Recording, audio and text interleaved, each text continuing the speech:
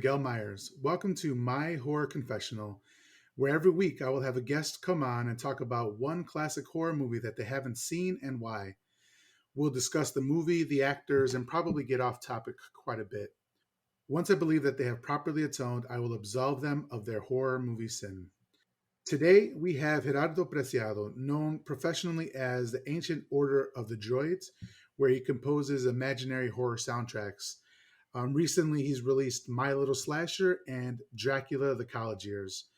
Some of my favorite albums of his are The Scariest Spaghetti Spooky Hour, Zombiria, and Phantasmagore. Also, I'm not sure if I'm pronouncing it correctly, but Terrore and Terrore 3D. He's also the co-creator and writer of comics for Moonhead Press and Old Skull Comics. He's also producing a documentary on VHS called The Cult of VHS. Whew, that's all of his everything we're going to talk about. Gerardo, thank you so much for coming on the podcast. I really appreciate it. Oh, thank you for having me. It's an honor to be here. And it's an honor to be humiliated for not watching. It's a strange. It's a cool concept, right? For a podcast. I've never heard of something like that, Well, I right? appreciate that. Yeah. Because you Um, you you come in already humble. that's true. That's what I'm doing. I'm trying to humble all of my guests. So, Gerardo, what is your history with horror? Did you grow up with it? Did people in your family like it, or did they not want you to watch it? That sort of stuff.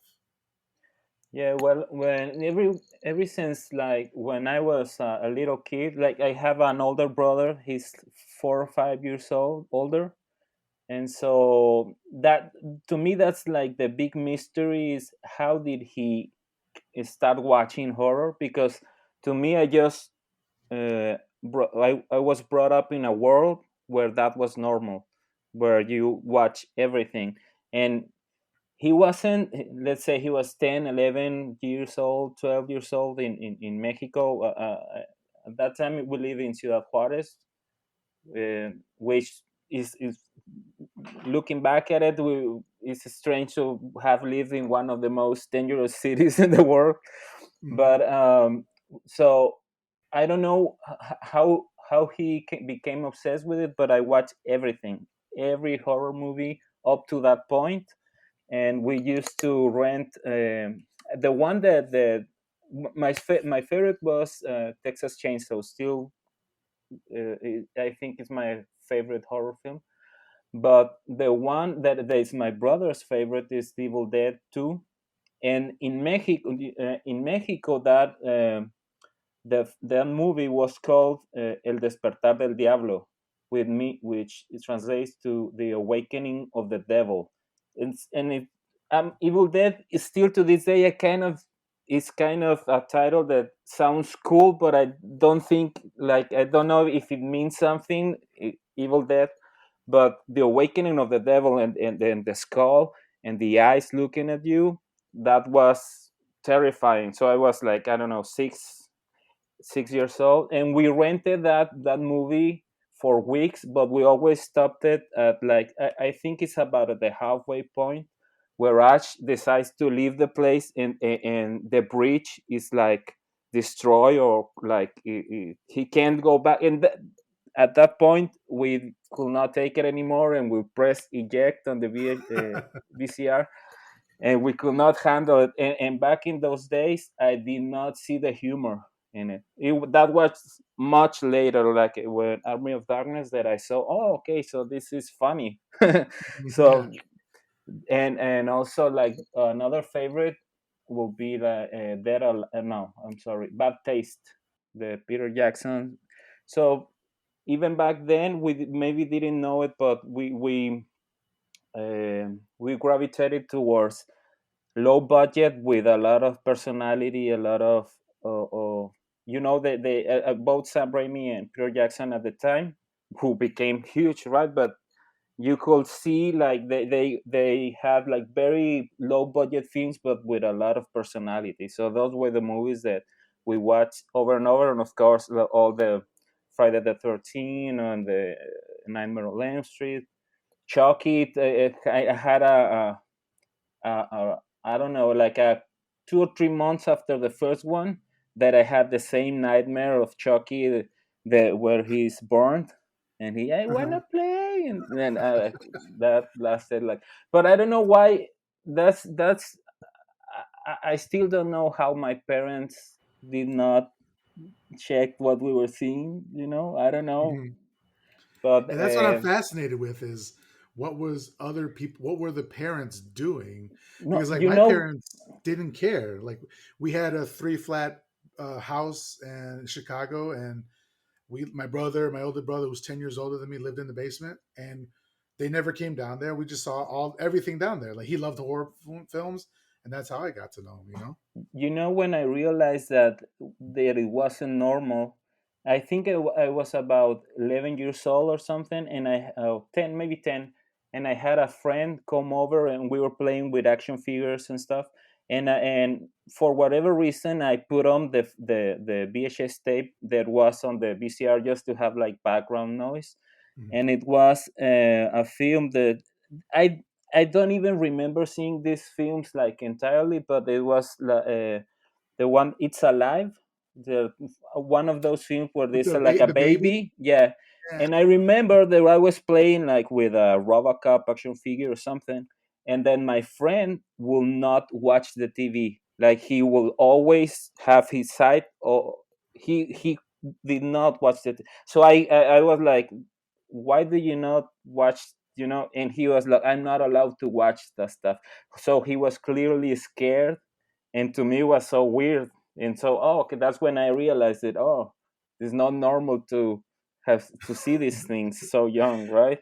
Yeah, that's great. So, along with your love of horror movies, you have this love of horror soundtracks that you release through um, your label, Musique de Diable. Right? So, where did that come from? Did that kind of come along with your childhood as well, or did you get the love of the music later on? And again, I have to credit, I have like my life. I just grew up in a world where my brother was in rock bands, so he was a drummer. So all the instruments were in my room, and for a long time I didn't even touch them. I was like not interested. I thought that you have to be like a virtuoso to play any instrument. But then I actually started to play instruments at like age 18, 19. So I was I wasn't young. I was, well, 18. I think of myself at 18 like a baby, right? But Mhm. anyways, I didn't start like early on. But you know what another influence, I think, that the something that has been very influenced to me in the music, was that in the 90s we again, my brother had, for whatever reason, a camera, a VHS camera, and so we Mhm. started making short films. And so, and we saw a lot of making of stuff.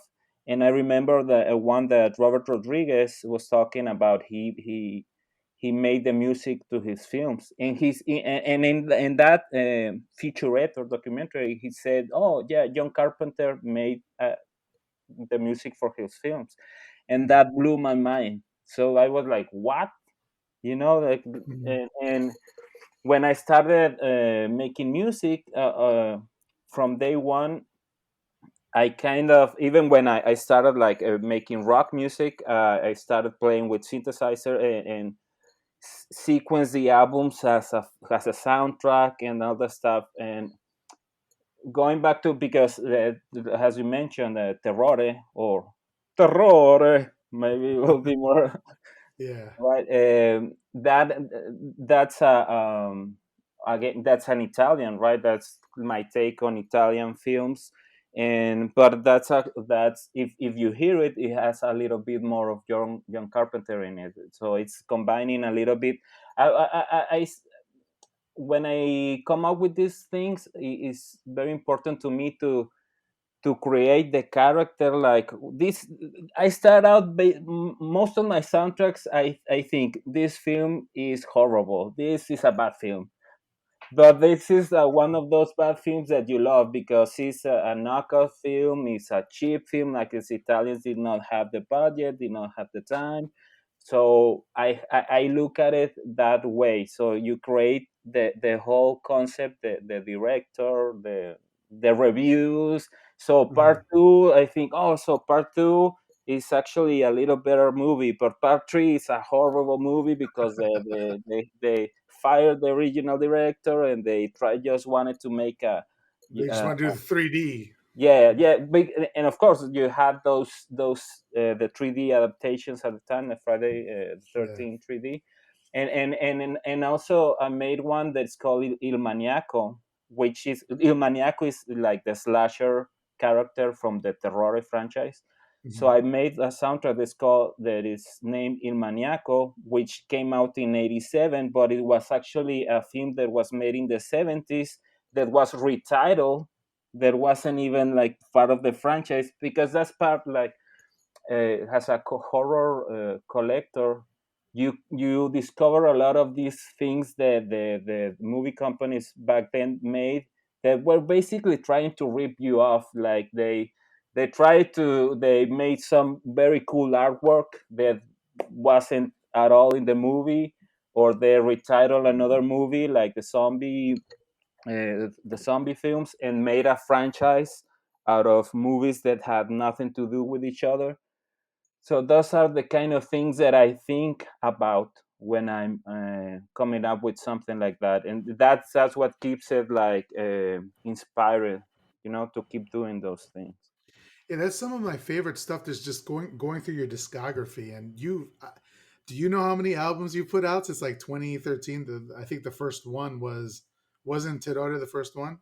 Yeah, Terror was the first, and actually, when I came up with that idea, oh, I'm gonna make because okay, I wanted to, obviously I wanted to make music for a film, for an actual film.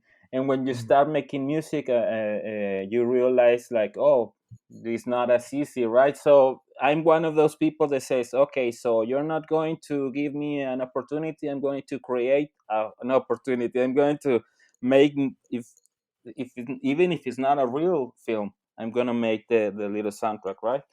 And that's how I came up with it. And actually, I started to discover that there are other artists that make those sort of things. And Terror came out in September 2014, I think. And actually, John Carpenter released the Lost Themes album like 3 or 4 months after that. So that Okay. was, so I thought, okay, so it's in the air. That of course I was not creating anything new, right? But I wasn't aware that it was a thing that you could do that. So I basically did it because I wanted to.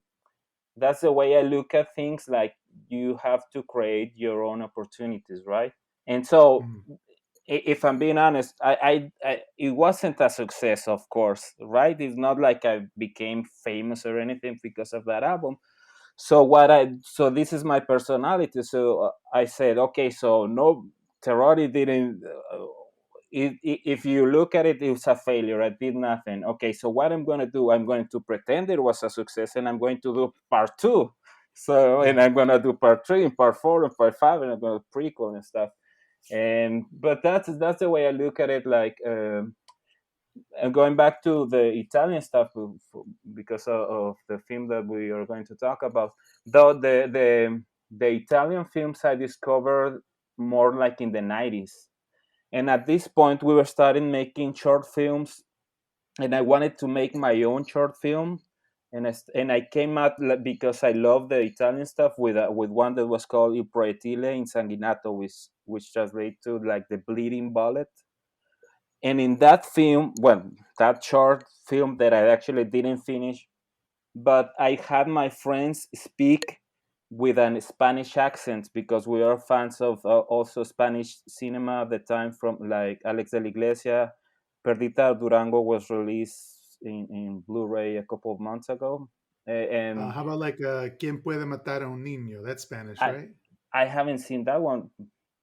for Now instance. you got to come But back. yeah, yeah. So right. So what I learned was that when I my friends are not actors, right? But when I gave them that voice, that you have to speak, it wasn't the same language, but you have to speak like you are from somewhere else, and that Mhm. turned them into actors right away. So that's when they discovered that when you take on this other personality, you unlock kind of your creativity. So I was already in that state of it. I think Italian films have something that makes them cool, right? So it's just you. I can think of the style, the music, everything. It just Mhm. screams cool. So I thought, okay, I'm gonna to pretend I'm an Italian director, right? And I have to Mhm. make the music for this film, and I have a week to do it, right, or something like that. So that's what I was thinking about, and a lot of my soundtracks are horror and are inspired by Italian cinema. I don't know if you've seen. They have one that's called Zombiria, Yeah, it's which one of of my course favorite ones. is a play on zombie and Suspiria. But I come again, have to come up with the story, and then the story tells me, okay, now I'm going to use the guitar. I'm going to do some of the things the Italians did. That was that you had these really brutal horror films with a lot of gore and violence, but they have really tender music, like almost acoustic guitars and stuff, and that contrast, right? So that was what inspired Zombiria, which is basically a story about Jesus Christ, zombie coming to resurrecting, and he eats the placenta of his mother. And the humanity is like lives on a city that has a wall, and now the zombies are the good guys and are the protagonists of the story, and they just want to be allowed into this world, and the humanity are the bad guys. So that's, you will not know that listening to the album, because I don't even like I come up with the titles, and right up to the last minute I translate them into Italian. So I myself, I don't even know which track was called what. Sometimes I don't even remember what Mhm. the meaning is of some of the stuff, but I know the story. I know, and I know the story, and I know the story of how the film got made. So Mhm. that's just, and that's maybe just for me, but that's what keeps it fresh, and it keeps me really inspired, and making making more things, right? And that's Mhm. why I can come up with several projects, because they don't I don't start with the same director or the same sounds or the same instruments. You imagine there's different sounds in each one, right? I'm sorry that I'm talking too much. You're not. I. This is fascinating for me. This is why I wanted to have you on. Like, if I'm being honest, when I heard you on the podcast Nightmare on Fifth Street, and I looked you up, and I was looking at your discography, and all these movies sounded amazing. I'm like, oh my god, I've never heard of any of these movies. And then I looked it up, and I was disappointed. I was like, oh man, none of these movies are real. But I was like, wait, what is that? How is there music for it? And so I started looking into it, and like you were saying, you have like stories going through multiple albums, and like characters from one movie showing up in another movie, but it's all like, well, not fake, but it's all like you created it. The movie isn't there.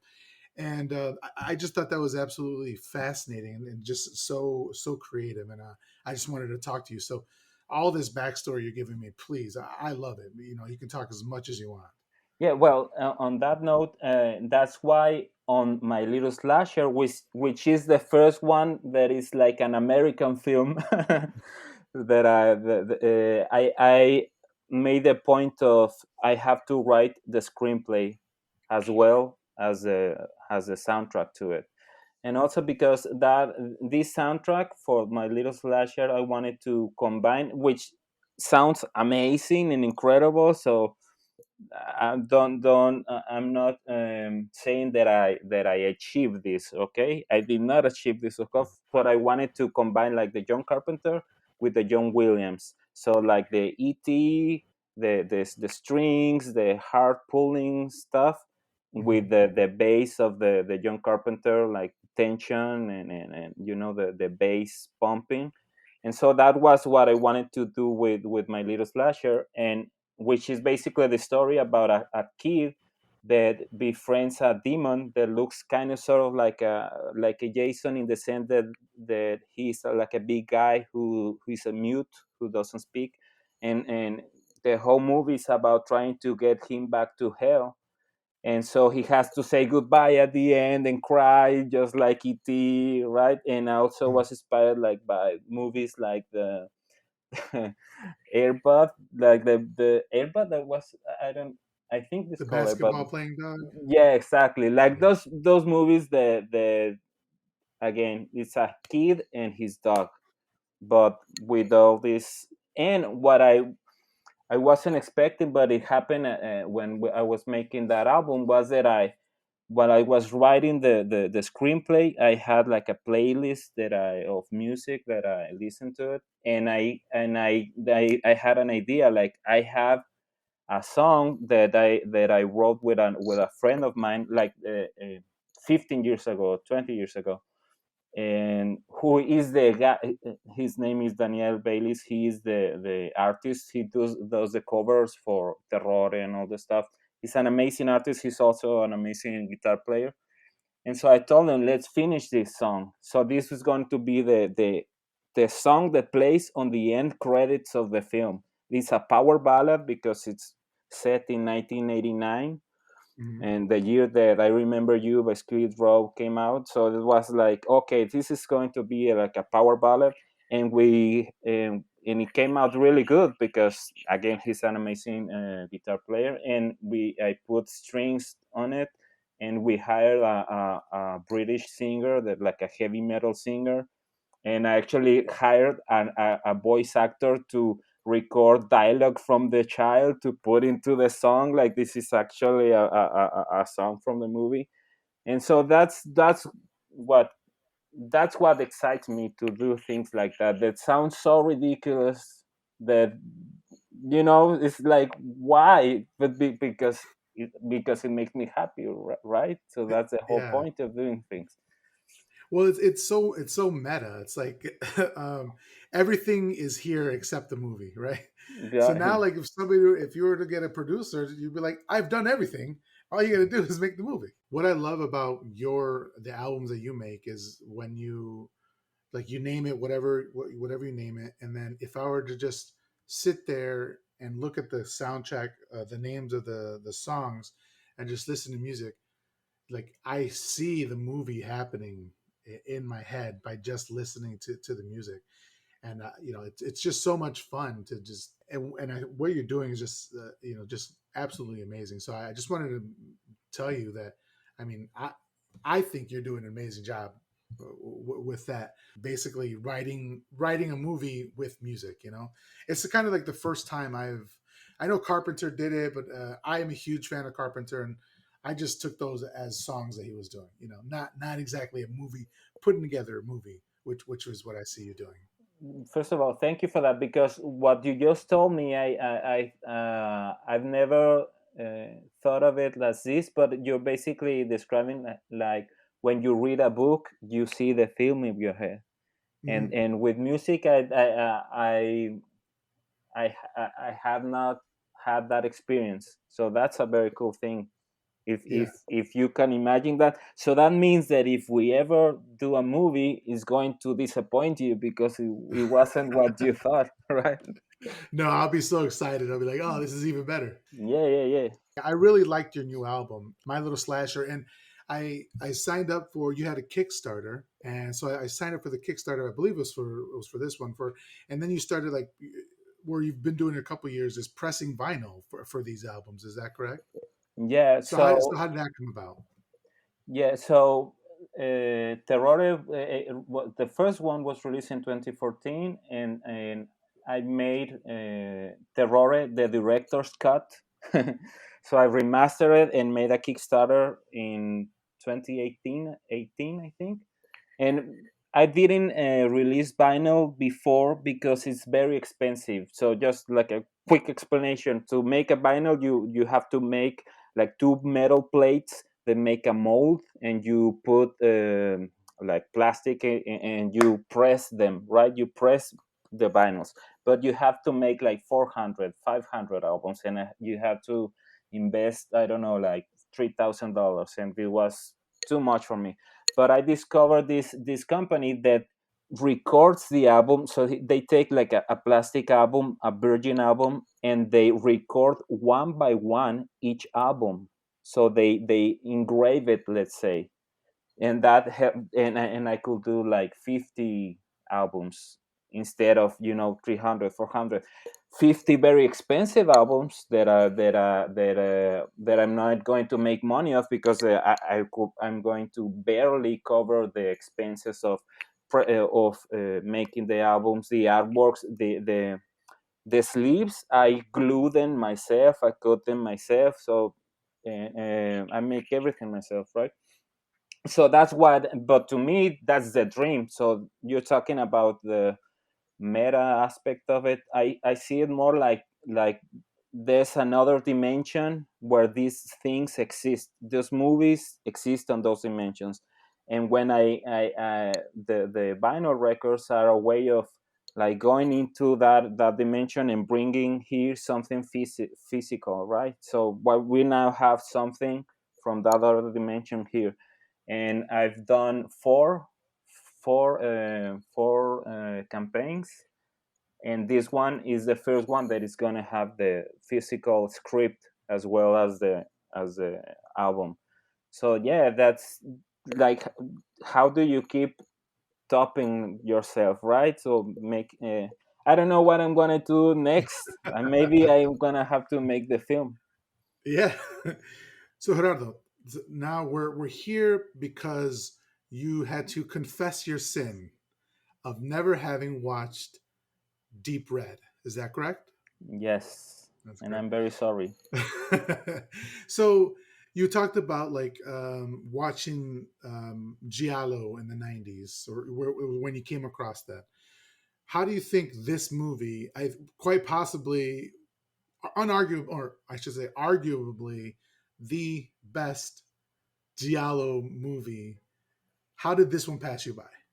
Well, I there's many levels, right, to this answer. So the first one was that for whatever reason that wasn't available in Mm, Mexico back in the 90s. Like okay. like back in, and I'm talking about late 90s, when again my brother introduced me to these films, because when I grew up, I was the small brother. So the horror was like my brother's thing, and I was just watching along with him. And when the 90s kicked in with a Scream and all those like new wave of horror, that was the first time that I thought, oh, this is my horror now. And that's when my brother came in with, oh, you think this is cool, check this out. And we saw Suspiria and so on. And actually, for whatever reason, I gravitated a lot to Fulci. And that's it. I don't know if we may go into this as to why, but that will be like the first answer is I don't know why that wasn't one of the titles that we could get our hands of back then. And Hmm. then the other answer will be that, like, when I started releasing the Terror albums and the soundtracks and stuff, it coincided with a lot of these films being um, not remastered, restored by these companies that restore them and put out these deluxe editions that I absolutely love the work they do. And I could only afford like a couple of them a year, like and Yeah. it coincided with me discovering some of the indie labels like Severin Films and Vinegar Syndrome and stuff. And so I got a bit. I always had like, I don't know about you, but I have like on my Amazon wish list. I will never in my life be able to buy all the stuff that I have on my wish list. So, Hmm. and Deep Red was one of the those movies that sat there for a long time. And when I was going to buy it, so they released another thing that I care about a lot about supporting these labels, because maybe the Arrow or those maybe a little bigger labels than some others, but still I kind of care about buying the thing, and so yeah, that's important to me, buying the physical thing and supporting these labels so they can keep releasing. And it's very silly because I will buy a $30 thing movie from Vinegar Syndrome, or let's say, or Severin, that is not nearly as good as any Argento movie. But for whatever reason, you know how it goes, you do the new thing, right? And I also, I don't have Charter, but because it's not available on Mexico, you can't stream these things, some of these things. And even if I could stream some of these movies, I still think that I will hold on to when I can buy it. So that's another reason I wanted to make sure that I saw the beautiful restored version. And I don't know if that is enough to absolve me, but I think that but those are my. And again, I started like buying like the Fulci first. And you know what, I watching Deep Red, and I think that the Tenebre may be even better, like you Deep Red and Tenebre, and they're like the works of a master. They're like complete master. And for whatever reason, like Lucio Fulci, he's a lot messier, you know. And I don't know why that is. I guess he's a master as well, no doubt about it. But I identify a little bit more with flawed directors, than with Hmm. like perfect directors. That there are filmmakers that inspire you, that because they make you feel like you can do this. And there are directors that are so good that you can get depressed when you see Yeah. their films. I mean, So, but that's a great way to put it. yeah, Yeah. so but again, massive Argento fan. And there's a third reason why I have not seen this one, is because I thought that I was spoiled. I'm assuming that we're going to spoil the movie, right? Oh yeah, yeah.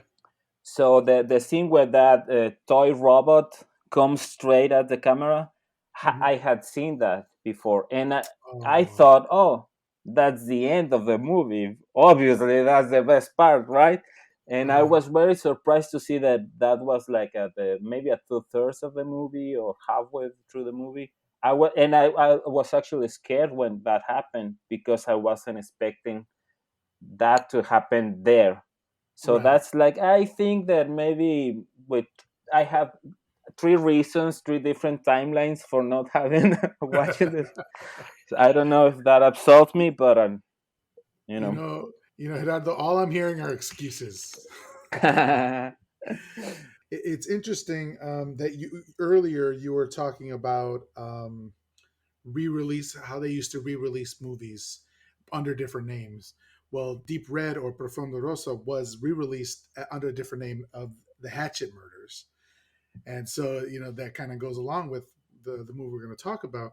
But before I did that, I did want to talk about, because this is our first giallo movie that we're discussing on my show. What is giallo to you? Like, when can you tell, if you didn't know, if somebody put in a movie, you didn't see the cover or anything like that, or know what the movie is, then you start watching the movie. When can you tell that it's you're watching a giallo? Right. So I guess it will be first. It's an Italian film, and there's like it's very stylish, and the music is awesome, and it's kind of like depending of the era, but a kind of prog rock, pre disco kind of score.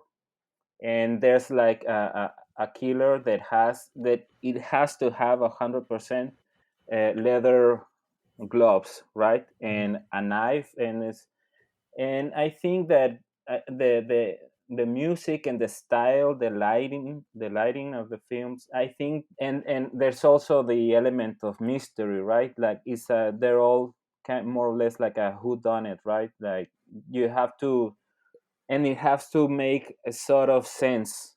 So I was, for instance, I used to call giallo like every Italian horror film, but Suspiria is not a giallo because it's a supernatural movie. So you have to have a base in realism, and yeah, I will say that the very stylish, the killer in the with gloves, black leather gloves, and the music. I don't know what would you add to that. I think you're spot on here. So I was looking it up, and a lot of the information that I have that I'm going to be talking about today or in this interview is I got from thesilverscreen.com, I got from IMDb, and I got from Wikipedia. And it says that giallo is the Italian term designating mystery fiction and thrillers. The word giallo is Italian for yellow. The term derives from a series of cheap paperback mystery and crime thriller novels with yellow covers that were popular in Italy. In the context of 20th century literature and film, especially among English speakers and non Italians in general, giallo refers specifically to a particular Italian thriller horror genre that has mystery or detective elements and often contains slasher, crime fiction, psychological thriller, psychological horror, a lot of sexploitation, and less frequently supernatural horror elements. So yeah, I think Suspiria could still be in the running there. So this particular style of Italian-produced murder mystery horror thriller film usually blends the atmosphere and suspense of thriller fiction with elements of horror fiction and also eroticism, and often involves a mysterious killer whose identity is not revealed until the final act of the film. I think that's really important there. That's what we see a lot in giallo. The genre developed in the mid to late 60s, peaked in popularity during the 70s, and subsequently declined in commercial mainstream over the next few decades. Although there have been a couple giallos made in the 80s, 90s, and even recently within the last couple of years that have been really great. And I want to talk to you about those later. But so I think that's kind of what giallo is. I think you were right on there. You know what? I will recommend. There's a documentary released by Seven Films that they themselves did. That's called "All the Colors of Giallo," and it's basically it's like a 2 hour or 3 hour. There's not really a documentary. It's more like a series of interviews, but it talks about everything. Like you said, that it came with was based on some books, on some novels, but those Mhm. actually came were inspired by a series of books that were from Germany. The Italians took I don't remember the name of that series of books, but that was what inspired the Giallo, the books and the films. And just to again to thank my friend Daniel Baylis who made the cover for an album that I made that's called Yellow. I use that. There's like a yellow, complete yellow, and there's like a center on it. There's like I Mhm. was based on that exactly those type of books. Just want to make sure that I would say that because I think the artwork on that one again I told my friend that the records that I sell they sell because of the artwork. It's so beautiful, right? The artwork is absolutely amazing. It definitely drew me in, but the music is what kept me going back. Is it the same artist for all the art? Not all of it, Okay. some but like the vinyl records, yeah. Okay. Let's get started talking about Deep Red or Profundo Rosso. So this was directed by Dario Argento, who did Suspiria and Tenebrae. It was also written by him. He wrote The Bird with the Crystal Plumage, another great giallo, and then another man by the name of Bernardino Zepponi. He actually wrote Roma, Federico Fellini's Roma. And then it stars David Hemmings as Marcus Daly, Daria Nicolodi as Gianna Brezzi, Gabriele Lavia as Carlos Manganiello, and it was scored by Goblin, who did Dawn of the Dead and Suspiria. All time classic band. I fucking love Goblin. I definitely hear some elements of Goblin in your music. Would you agree with that? I will say that yeah, I was inspired. I think that I'm more influenced. Like I wish I was more influenced by Goblin now, or that I could play more things like that. But I actually came up with a couple of new pieces of music that are a lot more close to those kind of themes that is going to be on the Cult of VHS soundtrack. But yeah, I mean, they are amazing. They're way ahead of their time, right? Yeah, and I was looking into Goblin, and there's been so many band members and so many different iterations of Goblin. Like I don't even know who's who to name all the members of Goblin. So we're just gonna say Goblin. Yeah. Well, actually, when I look at you know, there's there's a new like a subgenre of music that's called synthwave, right? This Mhm. goes back to about 10 years ago, and I always like attribute it to the again the John Carpenter thing and stuff because the Goblin thing is a little bit more prog rock. But I watched Tenebre a couple of years ago, which I think is scored by Simonetti, but from Goblin. But if I remember correctly, it's not scored by Goblin, but by Claudio Simonetti. And just that music, I think, is incredible. How much influence it has now. Like it's almost like it's incredible. You should check out the. I mean, of course you have heard it, but with those years of what is happening now in the electronica scene and that type of stuff, and it's incredible how ahead of it they were. So when they transitioned to synthesizers, right? Because again, when back in the 70s, it was more like a prog rock kind of thing, right? Like and you can hear like the influence of the Exorcist theme, like the Tangerine Dream stuff. So it's definitely 70s, which is very different from 80s Simonetti or Argento even, right? Yeah. So the special effects were done by Carlos Rambaldi, who's won 3 Oscars. He won for King Kong in '77, Alien in '79, and E.T.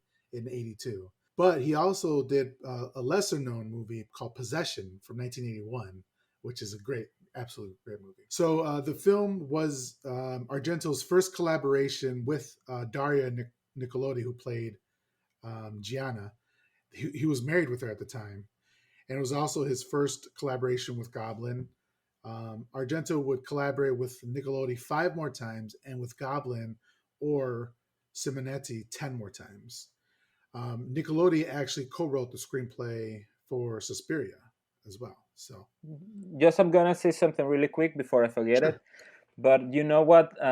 Something that stand out to me when I watch it, and I thought it was amazing, was the when they killed the German lady Hmm. at the beginning. That you can clearly see that it's a mannequin, but I thought that that was amazing in the sense that you have to go back to that time and think, oh, audiences are going to see this in the theater, and that's it. So you Yeah, didn't have to worry about someone pressing pause or slowing it down, or so it was just like a moment that you were going to see, and that's it. And I think that that's awesome. And I just maybe something silly, but that stand out to me like, oh wow, yeah, these movies were designed to be watched in a movie theater, and you mm. will not be able to pause and I don't know. I think that says a lot about the film, about the era, the experience. I feel like in some sense that frees the director to just or the special effects people, whatever, to just make what they can make quickly, or not try to make it look as 100% realistic as possible, and then just go on to the next one. Because I feel like right now we have CGI where it can look as real as possible, but still you're like, oh man, practical effects would be so much better. So yeah, I agree with that. That was a really cool shot. So, in the opening shot of this movie, while a child song is playing in the background, a scream is heard. Then there's a Christmas tree, so that makes it a Christmas movie. I was so happy when I saw that because I've been looking for good horror, Christmas horror movies. You know? That was one thing that I was going to mention, that I was not aware that it kind of makes it a Christmas movie, right? So yeah, Yeah. we see a shadow against the wallpapered wall, repeatedly plunging a knife up and down. Then the shadow walks off, and the bloody knife is thrown to the floor in front of the camera. And then a child's feet walks into frame by the knife. Then the scene fades to black, and the opening credits start up with a mind blowing score by Goblin. So, this opening scene here, what did you think of this? I thought it was really well done. Yeah, well, you know what? I mean, it reminded me of the movie Pieces, that kind of starts I haven't with seen it, but I've heard of it. Yeah. well, it starts, it's kind of, it's not the same thing, but with Mhm. again with a child, and a scene kind of like that, and you think about the influence, right? And you have to again think of back on those in those days. He was the first to do a lot of these things that will become tropes or iconic stuff. But yeah, right off the bat, it starts out with the mystery, and it leads you to believe that the child, right, that it might be the child who was yeah, yeah, yeah. And again, the music is incredible, and also you can see kind of the DNA of what will become like the Suspiria theme. Kind of, you can see, you can start to put things together, right? Both in Mhm. the music and what he will do later on, and the influence on other films. Yeah, two things you said there really struck out to me. First, the inspirations that are drawn from this movie. I have a part later on where we'll be talking about that, but definitely, there's a lot of things that I see in this movie that I saw done later on in other movies. Specifically, this next scene we're going to be talking about. But the other thing was that the movie started off with misdirection because you think it's a child, and it ends with misdirection as well because you think it's a child. You know, so I thought that I hadn't even thought about that until you said it. So that's great. So after the credits, the camera sweeps into a large theater in Italy where the European Congress on Parapsychology is taking place. I love the name. As we enter the theater, I notice there's a man in a suit wearing black leather gloves and striking. There's these striking red curtains, and I thought because it'd been a while since I'd seen this movie, so I was like, are they kind of showing us something there? Maybe as we talk, we'll see if there was a I case. did I not haven't thought. notice that. I did not Yeah, notice the gloves. I have to yeah. watch it again. So now, now I know that we're in a giallo because we have the black leather gloves, we have the striking colors everywhere. So we're in a lecture by Professor Giordani, and there's an exhibition by a psychic medium named Helga Ullman. Another sign for giallo for me is like the English overdubbing, right? Because they film it in English, but then for some reason, in a lot of Italian movies around the time, they would then go back and redub it with English, but with different, not the actors that were actually doing it. You know, it never But made you any know sense to why? me. Do you I know don't why? know why. Because they each actor spoke their native language, so they each actor spoke in their, maybe not in this film, but in other films, like someone might be speaking Spanish, someone might be speaking English, someone might be speaking Italian.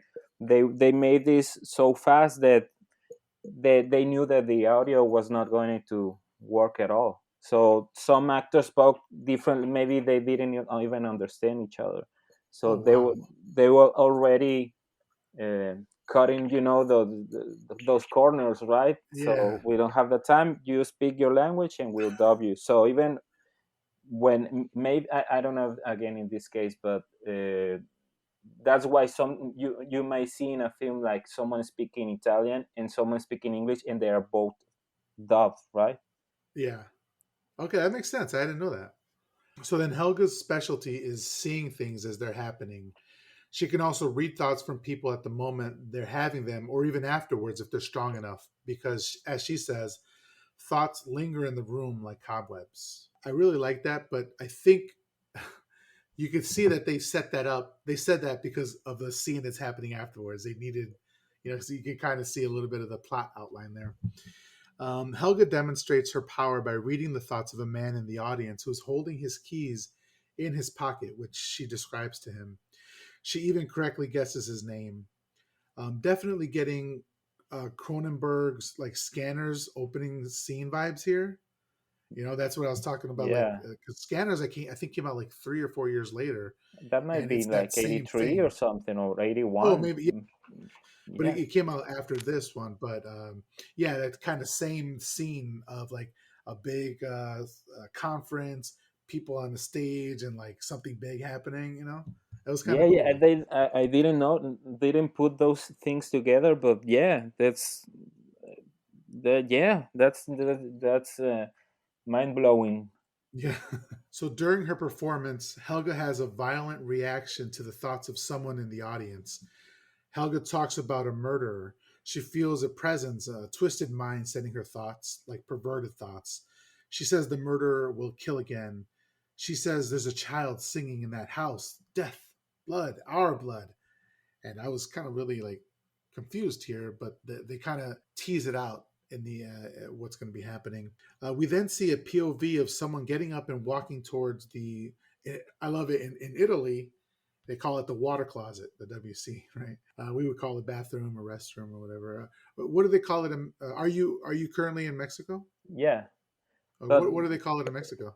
are you talking about like the Bathroom. bathroom, just baño? It's called Yeah, just, yeah, yeah, yeah. yeah, Oh, yeah, baño. So yeah, and yeah, yeah, no, but for some reason in Italy, because I don't know what the Italian word for bathroom is, but they had WC, which stands for water closet, which is what they call it right. like in England. So it's Yeah, weird. well, actually, now that you say it, we do call it WC or WC. We do call Really? that. Yeah, Oh, that's yeah, cool. yeah. So we see the POV of that person or of someone getting up and walking towards the water closet. In the WC, we hear the person, the POV, is sick and gagging into the faucet. A stranger asks if the person needs help, but they refuse. We then see them zip up the gold zippers on their black leather gloves. I love those gloves. I want a pair of them. They're so cool. Yeah, yeah. And I didn't realize. Have you seen Jordan Peele's Us? I have not seen that one. Okay, but in it, and this isn't spoilers or anything. I think it's even on the cover. Like they're wearing gloves just like that. They're red, but they have the gold zippers and all that. And so another, well, maybe not specifically from this movie, but Giallo in particular influencing. After the lecture, Helga tells Giordani during the vision she also heard a children's song. She thinks that she may be able to identify the person whose thoughts she read, and she'll write down the thoughts at home and give them to him tomorrow. I was like, come on, man. Like just tell us right now, you know? If you just told us right now, we could have skipped a lot of this stuff. Yeah, but Um, there's no movie, right? yeah. So as they're leaving, she says she feels the thoughts again. And then we can see the killer is in the shadows, you're looking at them. But she says that the thoughts must have been so powerful that they're still lingering, which is what she said earlier. And then throughout this movie, there's these shots of like extremely close up shots of pieces of like string or children's toys or even like a Marbles. turntable later on, marbles. Yeah, this looked really cool. I really like that. Yeah, those were very stylish shots, like very close. Because when you first see those objects, you don't realize that they are so tiny until he Mhm. grabs something, and you realize, oh, okay, this is a very tiny thing, and it looks. And you know what I noticed, because there's also a shot about when it might be the one that you said, when he zips the glove. I think it might be in one of those sequences where the extra close up. And what I noticed was that the gloves, they had a little bit of dust, and they have maybe some hairs of dogs or whatever. And the same as like the base where the toys are is like, I don't know the word, but this like this fabric that is like velvety, maybe, or something. But Uh-huh. what I thought was great was how imperfect, you know what I mean. It was perfect in the sense that again, this was meant to see it on a movie theater with a print that it wasn't meant to be perfect. And now that you are seeing it like in this pristine transfer and stuff, you can see Yeah, the small details, and I love that because you can see like hairs and stuff, you know. yeah, So I yeah. love I that. think it adds to it because you're like, This is if it was, real. yeah, exactly, it's real. If it was like perfect where they took every single piece of lint off, you'd be like, that's cool. But like seeing that stuff makes it more real. And I agree, I love it. So then we see like children's drawings, like a plastic baby, a plastic red devil, and other items, all while the magnificent goblin score rolls on. We see the gloved hand pick up that mini plastic baby, like you were talking about, and we even see some switchblades. We then see the close up of a woman's eyes as she's putting eyeliner on, and we're at Helga's apartment. She's on the phone with her German publisher when she hangs up after hearing a children's song being played in the background, the same one we heard in the opening scene. A minute later, the front doorbell rings, and Helga gets up to answer it when she has a bad psychic vibe and backs away from the door. I thought that was really, really cool. Just then, the door bursts open, and the killer, unseen to us except for wearing a brown raincoat and black leather gloves, bursts in and attacks her with a meat cleaver, stabbing her several times. And I think this effect looks amazing. The blood and the wounds look great. Leaving her for dead, the killer then takes Helga's notes and begins to look through her papers while Helga tries crawling away on her white marble tiled floor. I was not. It's been, like I said, it's been a while since I've seen this movie. I was not expecting, there was no tension, there was no buildup, right? And there's a little bit of tension, a little bit of buildup, but I don't know. It feels like he's playing with your emotions here because I feel like he thinks the audience is used to people drawing out the suspense a lot more, and he's like, "No, we're just going to do it right away." I was as scared as she was when that door swung open. Yeah, and also like if I remember correctly, and please correct me if I'm wrong, but it's kind of like a like a butcher's knife. It's not like a stylistic like a Yeah, small like a knife. meat It's cleaver. yeah, and we can agree that if you're going to be a killer in a giallo film, you have to have like the coolest jacket, right? Yeah, it was great. Yeah, that's the other thing about a giallo is like just the stylishness of not only the shots and like the decor, but like the people in the movie, what they're wearing. I mean, it looks beautiful. I mean, all of it's great. So down in the completely beautiful but empty square below Helga's apartment, Marcus walks past the blue bar, which I don't know if you noticed this, but it's styled after a famous painting called Nighthawks by Edward Hopper. I don't know why Argento did it. It seems out of place. I'm not an art lover. Like I don't know a lot about art, but I know this famous painting. You know. I saw because I saw also like the disc I bought had the Arrow release has a like a analysis of the film, and it pointed out and I did not notice that when I saw the film, but the people in the bar, they are not moving, they're standing like mannequins, Hmm. and that's such a that's an amazing just to have that idea, to be aware of that, right?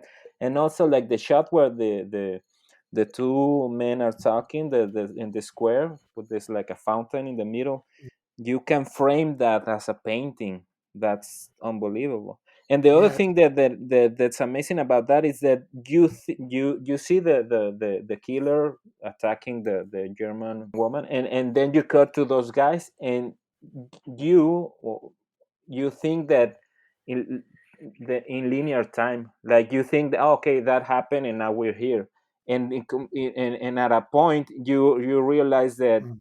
you came you went back a little bit, and then you synchronize at a certain point with what was happening, and that was really surprising to me. Right. Yeah, it was great. You thought you were out of it, and then he puts you right back into it. Yeah, it's great.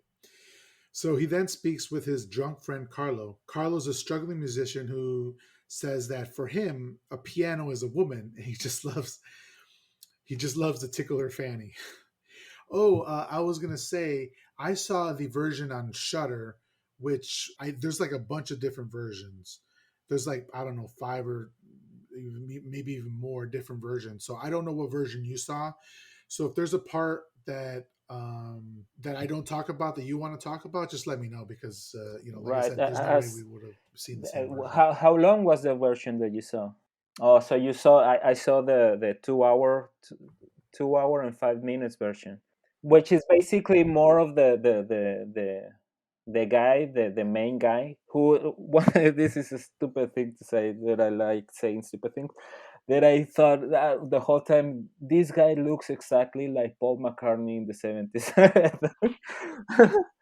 And I thought the the same so thing. basically like the I extra 15 minutes are yeah. them talking to each other, which um, I don't know exactly what scenes were cut, but it was more like the banter, which is Mhm. important in a way because, as I saw on Okay. the documentary, there's a lot of subtext about um, at the time, like the women liberation and equal rights and stuff. So they have a lot of banter. The guy is kind of a like a he, he's kind of an asshole to her in a way in some scenes. So I don't know what made the cut that you saw, but I guess it's a little bit of more of that Mhm. relationship that they have. Well, yeah. I mean, the relationship with Marcus and Gianna, like their back and forth, was amazing. Like Daria Nicolodi is absolutely beautiful, but she's also a great actress, and so is Marcus Daly. Like Marcus Daly is he's great to look at. He's like a really handsome dude. The same thing with Marcus and Carlo. Like their relationship was more like they were frenemies. They liked each other, but also like Carlos was so bit or Carlo was so bitter that he couldn't help but like take jabs at Marcus any chance he got, and Marcus knew that he was a better pianist, so he just kind of like let him get away with Yeah, it, you and know. also because again I saw this incredible documentary which opened my eyes to a lot of the subtext, and I did watch because of what happens at the end. I saw the beginning again to make sure that I missed an important part of information, right? But I saw the scene again, and the one you were talking about, that he had to say like "I love women." So we later on we discovered that he's not really into women. Oh, So I didn't even that catch that. Yeah, it you're has a lot right. of this subtext that I thought was very interesting. And one thing that surprised me about the film in general was how funny it was, and a lot of those in my it was those scenes where with the reporter and the McCartney, Mhm. and they was very funny, and also like very like humiliating the main guy, which was, I don't know how, like, this is going to be like a maybe a silly comparison, or maybe I'm pushing it too far, but it reminded me of Big Trouble in Little China, in that Oh my the god, I was just gonna say that Big Trouble in Little the China. Yeah. guy thinks he's the hero of the story. So that's actually my favorite John Carpenter film because of when I saw it as a child, the kung fu elements and stuff. But that struck me like, and this is like 11, 12 years earlier than that, and here is the hero. He's a man in a time where still we I wish that we could say that it's not the same right now, but we were farther from equality back then. And so this is a guy who is being, put in this place by this woman, and basically humiliating him. And he also, like, when we're there in the car, in the tiny car that looks like a Volkswagen, he's Yeah, yeah, he even then he's humiliated because his seat is lower, and the guy is a short guy, so he looks tiny next to. So that was those. If you look at it, you can find a lot of things. I don't know how many of those things and themes are intentional or not, but Argento is one of those people, like Kubrick, where I watch them, and I can tell this guy is way smarter than I. So it's not like that you can. I know that he's coming from a place that I can't even imagine, so I won't be surprised then many of these things are designed that way, right? Mm, yeah. Yeah, and I read that originally the script was like 500 pages, and he dropped it down to like 300 pages. So I could just imagine everything that we missed out on. So Carlos says the difference between him and Marcus is political. He says that they both play good piano, to which Marcus gestures more or less, indicating he thinks himself a better pianist, which I love that scene. And then it's like I said, Carlos says he's the proletarian of the keyboard and Marcus is the bourgeois. As they're talking, they hear a scream, and Carlo is not too worried about it. In the background, the extras are, like I said, standing still, like you were saying, for this Edward Hopper painting, and I think it's drawing my eye away from the conversation a little bit, but still, it's beautiful. Shortly after Carlo leaves, Marcus looks up and sees a bloody Helga crash through her apartment window. Her neck getting cut by the broken glass, and then the score kicking in. It's just beautiful. Marcus runs up to Helga's apartment. While he's walking through it, he walks down a hallway that's lined with art, which is going to come back, as you said, later. He then comes across her dead body and lifts it out of the broken window. And when he does that, he sees a person in a brown raincoat running away through the square. The shot of the broken pieces of glass stuck in her throat and all the blood is amazing. But to me, I'm thinking, why the hell are you moving that body? Like nowadays, we're like, don't move that body. Yeah, I don't know what when that started. Like, I don't know if you've seen the oh, I forgot the name. There's a series on Netflix about the formation of the special teams, the Mindhunter. Well, they chase the serial killers and stuff. So I don't know Yeah, at what point they started to take like the blood samples and stuff. But still, I mean, it's still ridiculous that you move the body and stuff, right? yeah. Well, because even later, sorry to interrupt you, but even later, we see when the cops have arrived, they're like smoking, like, but throwing out the ashes on the floor and like walking everywhere. It's just, it's ridiculous. But I think, yeah, nowadays we know not to do that.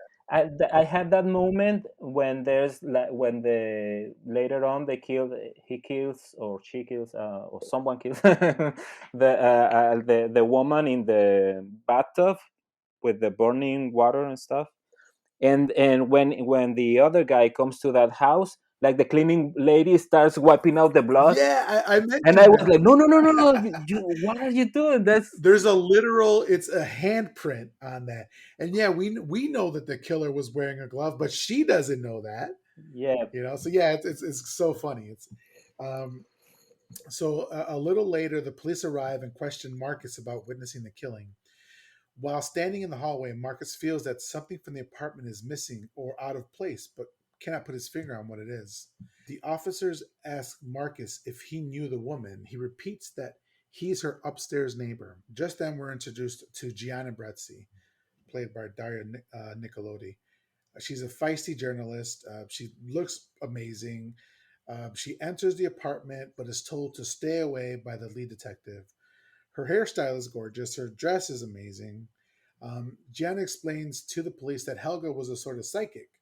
She already knows more than the cops do, and that's another thing with Giallo, is that it's the everyday man more often than not. It's the man who comes across a crime and then becomes a detective. Whereas like you'll see the police maybe in the beginning, maybe at the end, and perhaps sprinkled throughout the middle, but it's mostly this citizen becoming a detective, Yeah, which I think is he's a hilarious. piano player. Yeah, what is he doing? Yeah. Later on in the movie, while he's talking to Gianna, he says, "I got to follow up on some leads." It's like, what? What are you talking about? You have to go write music. You don't have to follow up some leads. Oh, and one thing I wanted to ask you is, I don't know what you consider yourself, if you consider yourself a piano player or whatever, but like I thought it was really interesting that you chose this movie because it is so musical. When you chose it, did you know about that aspect of it? I did not know that it was a piano player. Um yeah, well, I just knew like you said, like many consider it like the perf or the perfect giallo, let's say, like the perfect example of the genre, right? And it's also a masterpiece. So that was why I was pretty ashamed. And so, what did you think about seeing like this character who was a musician in this giallo, in this genre that you love? Like, I don't know. I just thought it was a great connection. Yeah, yeah. Well, it's With actually you. like I don't think that. Well, music does play a part in it because he does. He has to find out like the music, right? The chill. Like he goes and buy like I don't know about you, but I had to imagine like how many records did he listen before he found that one? You know? I was thankful that they didn't show that Yeah, part. yeah, Yeah, yeah. yeah, it was great. Before leaving, she snaps a quick pic of Marcus and gives him a knowing smile. After his interrogation, Marco speaks again with the drunk Carlo. He's talking about he remembers a painting when he's entering Helga's apartment, but later he wasn't able to locate it. So he's just kind of looking for some help from his friend. While they're talking, the camera pulls back to reveal, like you were saying earlier, this huge white marble statue of a bearded man laying down on a bench, and his groin is the only part that's like covered with the sheet. It's a breathtaking shot, and I had never thought about it. But like you said, yeah, you could just take a shot of that single frame, and it could be like put it on your wall as a poster or something or a photo. It's great. So this statue is actually called the statue of Poe, which it's in Turin, Italy. The statues of a man at the turn fountain representing the River Po, which is the largest waterway in Italy. So I thought maybe that it was not real or it was superimposed, some sort of camera magic thing, because it looks like ethereal almost, like it can't be real, but it's actually there. It's great. It looks incredible. And one thing I wanted to say that is that the actor that plays is it Carlo, the drunken guy? Yeah. That he's like the other actors are great, but that guy is like super on another level. Like you can tell like he's like another type of actor. He's like almost in another movie. He's like more like a super real, intense, but he's like amazing. And also uh, it's gonna if I start talking about everything it's gonna last a lot, but just going back to when they're talking, he says like a really crude joke about maybe that when they hear the scream they said it must be someone getting raped. And that I Mhm. when I saw that I thought that's so horrible you will not do that today. But it goes back to maybe he's just trying to be, hey, I'm one of the guys, I'm macho kind of comment. So even that, when I rewatch it, I thought, okay, this. So you have to think that if it's in there, maybe like the statue, if it's in the frame, it's said it might be a design thing, right? Because the guy that made it is a genius. So that at first I was almost offended, like that's too rude. But when those reveals happen, I thought, oh, that makes sense. That makes sense that he says something, and because of other things, right, that happen. Yeah. Well, also, like, two things. If you think about it, one, if he thought it was a woman getting raped and you don't do anything about it, you are a terrible person, right? Two, I just thought about this right now. He knows what's happening up there.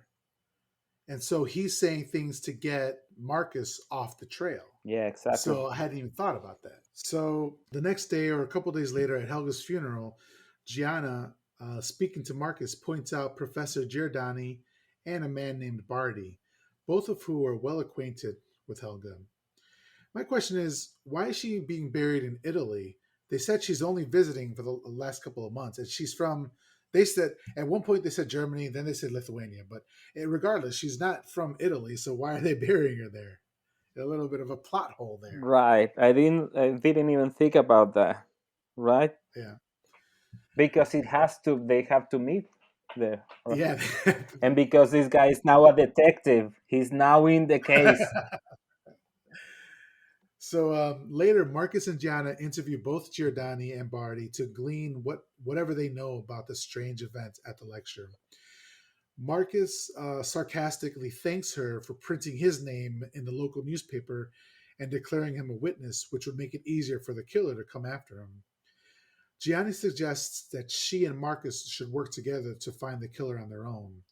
So she's a photo. I can understand it more. A photographer, you're a photojournalist, maybe, you know. So she's, but for Marcus to be doing it is ridiculous. But I love it. It's no problem. So there's a great scene. Well, you were talking about of Gianna's broken down car where she has to go in through the passenger side to get in, and then his seat breaks, and so he's on a lower level than her, and then the visor continually falls down. You know, so that's that humor that I wasn't expecting in this movie that you were talking about earlier. Yeah, and he's already a short guy. And I think that those 15 minutes that you didn't saw, it's a lot of those type of scenes. Okay, I'm gonna have to go back and watch that again because those scenes were what made you care about the characters. You know, so yeah, I'm definitely gonna have to go back. Did you? So you got the physical copy? Like you bought a? So who released it? Do you It, remember? it's by Arrow. Arrow. Yeah, Okay, yeah, it's yeah. actually All right. about the disc I got was from 2015, I think, because they're starting now to re-release them in 4K, right? So there's a Yeah, new. that's how You they have get to you. buy everything again, right? Yeah. Well, like I wait for like November. I think like Arrow and Vinegar Syndrome and I forget the other ones. They have their like Black Friday or Thanksgiving sales or whatever, and so I'll buy like everything becomes like $15 or something like that. So I'll just buy a whole bunch of them at that time, you know. So I'm gonna have to pick that one up. After discussing Helga's premonition with Giordani and Barty at the theater, Barty recalls seeing someone leaving from around the same area that Helga was pointing to in reference to the murderer. This doesn't really come back. Like, I don't know if this is a red herring or what they're doing here, but like this plot point, if I stop to think about it, the plot is really smart, but also it's a little bit overwritten because like there's some parts that you don't need. It's not a straight line, and maybe you don't need a straight line, but I don't know. It could be a little bit confusing in the middle. Yeah, because at the beginning you see the point of view of the killer who walks off, right? So this guy is Yeah, telling, "Oh, I saw some movement," but the other guy says, "We really could not see anything because of the lights," right? But that's right. I don't think that comes back. Which there's an element in this film that we talk a little bit that I think has no sense. Has no, like, why is this here? But it might be the best thing in the movie. So yeah. this is not the only time they do something like that. Well, exactly. Like you were saying, what you thought was the ending with that robotic doll or that wind up doll. He hadn't done any. The killer hadn't done any of that before, and doesn't do any of that afterwards. So that makes no sense. But it looks cool as hell, and I love it. You Yeah, know. because you expect that. Oh, okay, so the killer was a toy maker, right? And he Yeah, lives yeah. It like has. in this laboratory where he makes a lot of robots, right? Yeah. It's so okay. So then later at Marcus's apartment, it looks to me like they just got down, like they just had sex, because like he's like putting on a shirt on, and like she has this like pleased look on her face. You know, it's like, but they don't actually ever say it. You know, it's kind of weird. I thought about that, but then they the way they talk in that scene, I that's when I said, okay, they have not, because there's another scene. There's like, again, I'm referencing the document, that analysis, and there's a scene that struck me that implies that the main character, is it Marcus, that Marcus. he may be gay also, because when he Mm, looks for his friend, when the like a man in drag opens the door, he touches himself in a very odd way, like when a girl blushes, and he's like, he leaves but comes back, and he constantly, like, he turns the woman down a lot throughout the film, right? And yeah. yeah, so I don't think that they did it. Well, but then later on, or in this same scene, then she says, "See, you're not so nervous anymore." Yeah, as he's yeah. putting the shirt Well, on. yes, but I don't remember exactly. But I do remember thinking, oh, they just had sex, right? But Yeah, as the scene went on, I thought, oh, I don't think they did. I don't know. yeah, I because have there's to rewatch it, right? yeah, but I love that they don't tell us. Like in a lesser movie, we would have seen the scene of them getting down. There'd be like cheap music, and we'd see like the woman naked and stuff. And he's saying, "I don't need that. I got the story. Let's move on." Which So I like that. also, like, they made a, as I told you before, like, he's a kind of mean to her. He Hmm. actually tells them that, like, women are not strong and the women are delicate and stuff.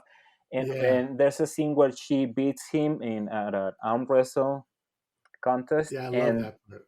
I thought, oh, so that's when I thought, oh, she is a killer. So that's when this, at least myself, I thought, oh, so this is about masculine, toxic masculinity and stuff, and making that woman the killer will be like a strong message, right? So even, I mean, it doesn't end up being her, but that's an element of the giallo, right? Like the misdirection and constantly telling you this is the one or this might be the Yeah. one, right? So then he explains why he became a pianist. He says he loves music. And she says why she became a journalist. She believes women should be independent and have a career. This is where, like you're saying, Marcus interrupts her and says, "Women are weaker, well, gentler than men." Gianna can't believe what she's just heard. And like she's laughing and she's like, "What?" Which I love. I love this character of Gianna. Um, and she challenges Marcus to a quote unquote Indian wrestling match, which I've never heard of. I just heard arm wrestling. She immediately wins the first match because, like, Marcus says he wasn't ready. Then she says, "Sure, let's go again." And she wins again, but Marcus complains that she cheated by lifting her elbow. And she says, "Sure, sure, sure. You're a big, strong man." I, I, I was like cracking up by this because she did actually like lift her elbow off. So technically she did cheat, but he's saying men are stronger. If you're stronger, you should be able to overpower her very quickly. Yeah, I don't know. that's I one just of those things where the main character is being, humiliating is a too strong word, but I can't come up with another one right now. But like they're teasing him all the time, right? yeah, They're making fun of him for being a man, right? And I thought that's very interesting. Also, from what I heard, you saw the English version, yeah. I right? think the English version is Yeah, I which one I saw saw. the Italian version because to me it was both foreign languages anyway, right? Yeah. What I was going to say is, I don't think that he's being humiliated. I think the fun is that he thinks he's being humiliated, right? To him, losing to a girl is humiliating, and that's the funny thing about it because he's so old school. Yeah, well, again to I, the point that we I like made that. earlier, like he thinks he's the hero of the story. Yeah. Yeah, So Marcus decides to go off on his own. His feelings are hurt because he just lost to her. He says there seems to be things that you can't do seriously with liberated women. He says he has leads to follow up on, and I'm like, "Excuse me, sir, you are not a detective. You don't have leads." So Gianna calls him stupid for wanting to go out on his own. But then this is where thought maybe they did have sex because she says, When can I see you again?" And Marcus simply says, "Never." So then she then pulls out what looks like a cigarette, and she does like this really nifty hand trick with it, which is really great. Like Gianna is an amazing character, perhaps my favorite character in the movie. yeah, she's awesome. Marcus goes to see Carlo to talk about the mysterious missing painting. He's not there, but he does meet Carlo's mom. His mom is an ex actress who does a wonderful. The actress in this movie does a wonderful job in this role. I'm getting like whatever happened to Baby Jane. Have you seen that one? I said no, by the way. And the mother. She's made. They make you think like she's harmless, right? Because she needs company. She's very sad, and she's kind of like, right. I mean, you get the vibe that she's not. That she's. I don't know the word, but you don't get a feel of danger at all with her, right? Yeah, she's definitely somebody to be pitied. You Yeah, should pity her. exactly. Yeah. And this is where I saw some more of the humor because this is where like The she he engineer. introduces yeah. He's like, oh, you're the engineer. He's like, no, pianist. And then she's like, oh, you're an engineer who plays piano. And he's like, no, I'm a pianist. Yeah, because And she's getting her information from Carlo. And Carlo's so bitter that he's talking shit about his friend to his mom, you know? yeah, but that's like every character in the movie has to make fun of the main character, Again, right? yeah, you're right. You're right. Yeah, I'm just seeing that now.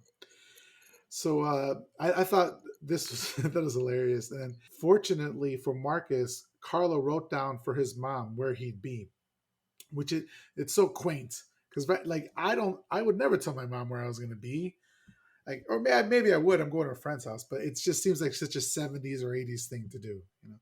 But pre cell phone era. Yeah, yeah, Marcus goes to visit him there. He goes to see Richie, and Richie is, as you're saying, I don't know if they're trans, but they're it's a or if they're cross dresser or yeah. what the case may be. But it's a I'm sorry. I meant, yeah, cross dresser, transvestite. That's what I don't know if yeah, what word I use. So sorry about that. Anyway. yeah. No worries. I find it difficult here to. I don't know what this person is, Yeah, because in but they the are gay. They yeah, they sorry. are. It's because it has like a light mustache, but it was actually played by a woman actress.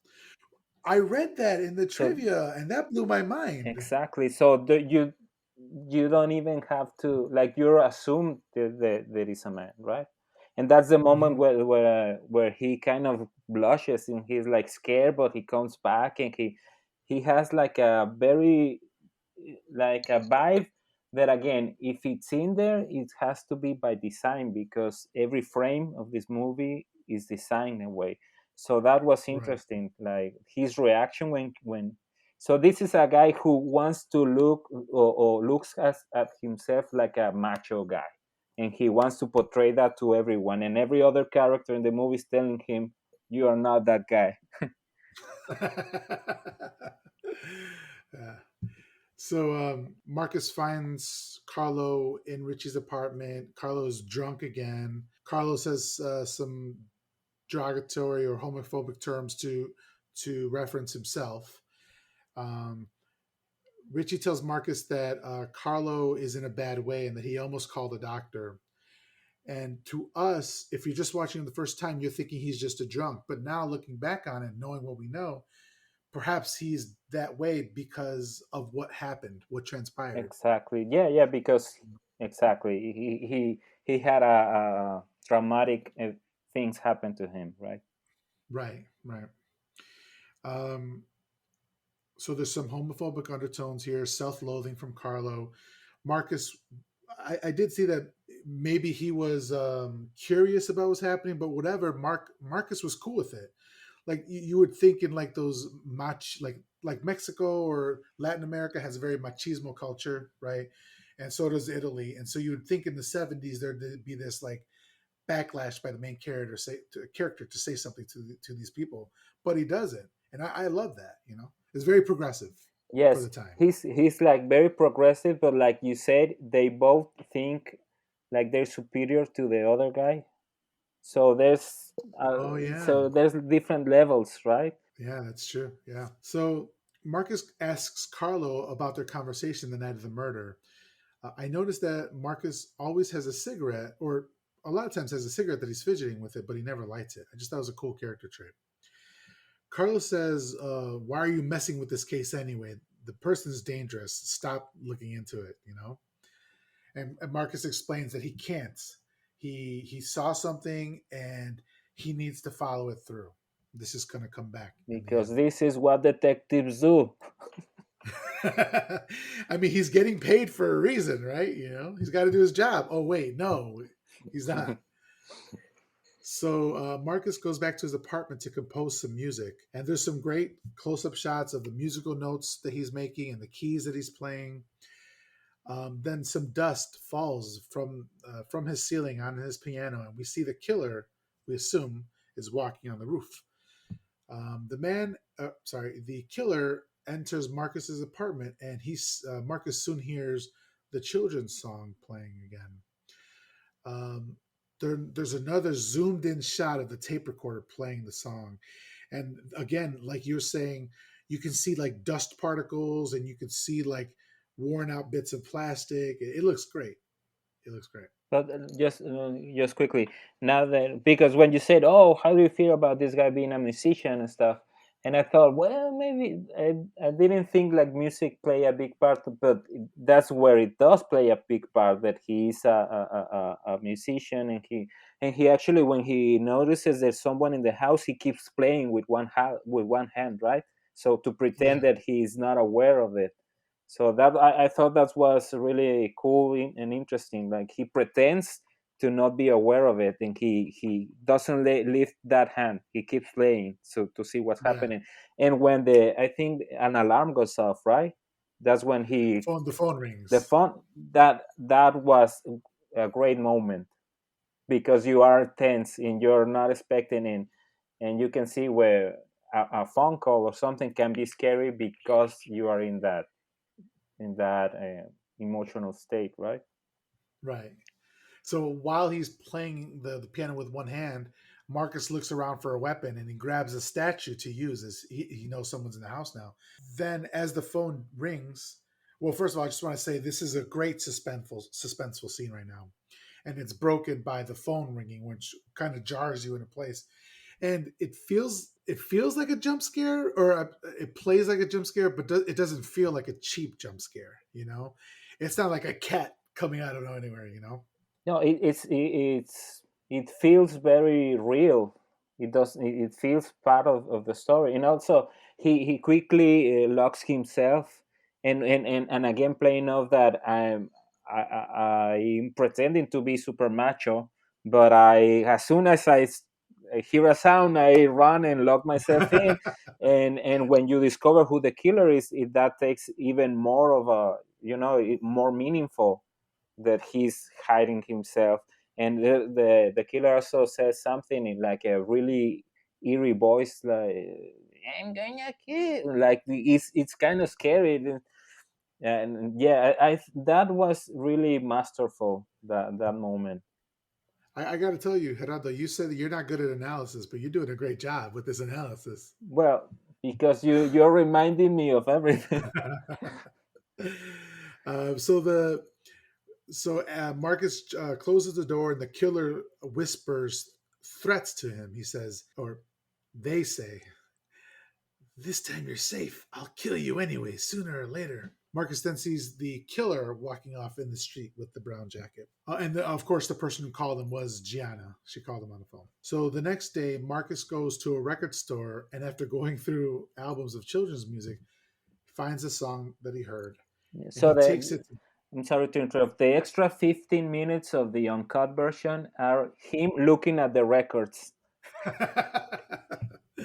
Just like this, no Yeah, Beatles, no, yeah. no, no, no, no. That's Giordani tells him that the killer is a classic schizophrenic paranoid who kills in a state of temporary madness. In normal everyday life, they're fine, but when he kills, sorry, when well, I think in the movie they were saying he, so that's fine. When he kills, he needs a specific condition, such as the song. Mario tells him a folktale involving a haunted house in which a singing child is heard, followed by the shrieking of someone being murdered. Again, this is starting to get a bit confusing here. Yeah, it's one of those things, I guess, that we could attribute to the whole genre, in that it doesn't have to make sense. It has to be like, um he does it in a such a masterful way that you don't mind those things, right? But Exactly. it's like, I want this to be like the painting, the place. If you think about it, it's kind of ridiculous that it transcends so much that the painting, this child, there's a child who draws a painting that she saw in a closet, that the child who witnesses the other thing. So this, it gets, like you say, a little too complicated. But I think also it's silly again if you think about it afterwards.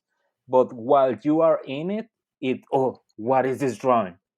It's all about the experience that you are having at the moment, right? And it works at the moment. Only afterwards you look back and, oh, that didn't make sense, right? Exactly. Like you're along for the ride. Like the direction is so good, the acting is so good. You're like, yeah, sure, let's follow this. And because it's like rapid clues, like rapid fire, boom, boom, boom. You're like, okay, this is gonna make sense in the end. And then in the end, when it doesn't, or you have to stop to think about it, you're like, I don't care. But after I watched this movie, I was trying to explain it to somebody. I was trying to go through the plot, and I was like, wait, no. Well, I couldn't make it make sense in my head, even though I had just seen it half an hour earlier. But I think that kind of leads to like this giallo. The sense of giallos is that it's kind of dreamlike, Yeah, you know. like they use the phrase like style over substance, which I Mm, don't completely agree, but in a way that does not have to be a bad thing. That when mm, you are such a master of being stylish, where we haven't talked about, there are at least six shots that are just incredible. They look that you have to think, how did they do that? Like with a crane, they follow. Characters from side to side, and then the camera lifts and goes into the air and stuff. yeah. It's pure cinema in the sense of just the visual elements are worth it.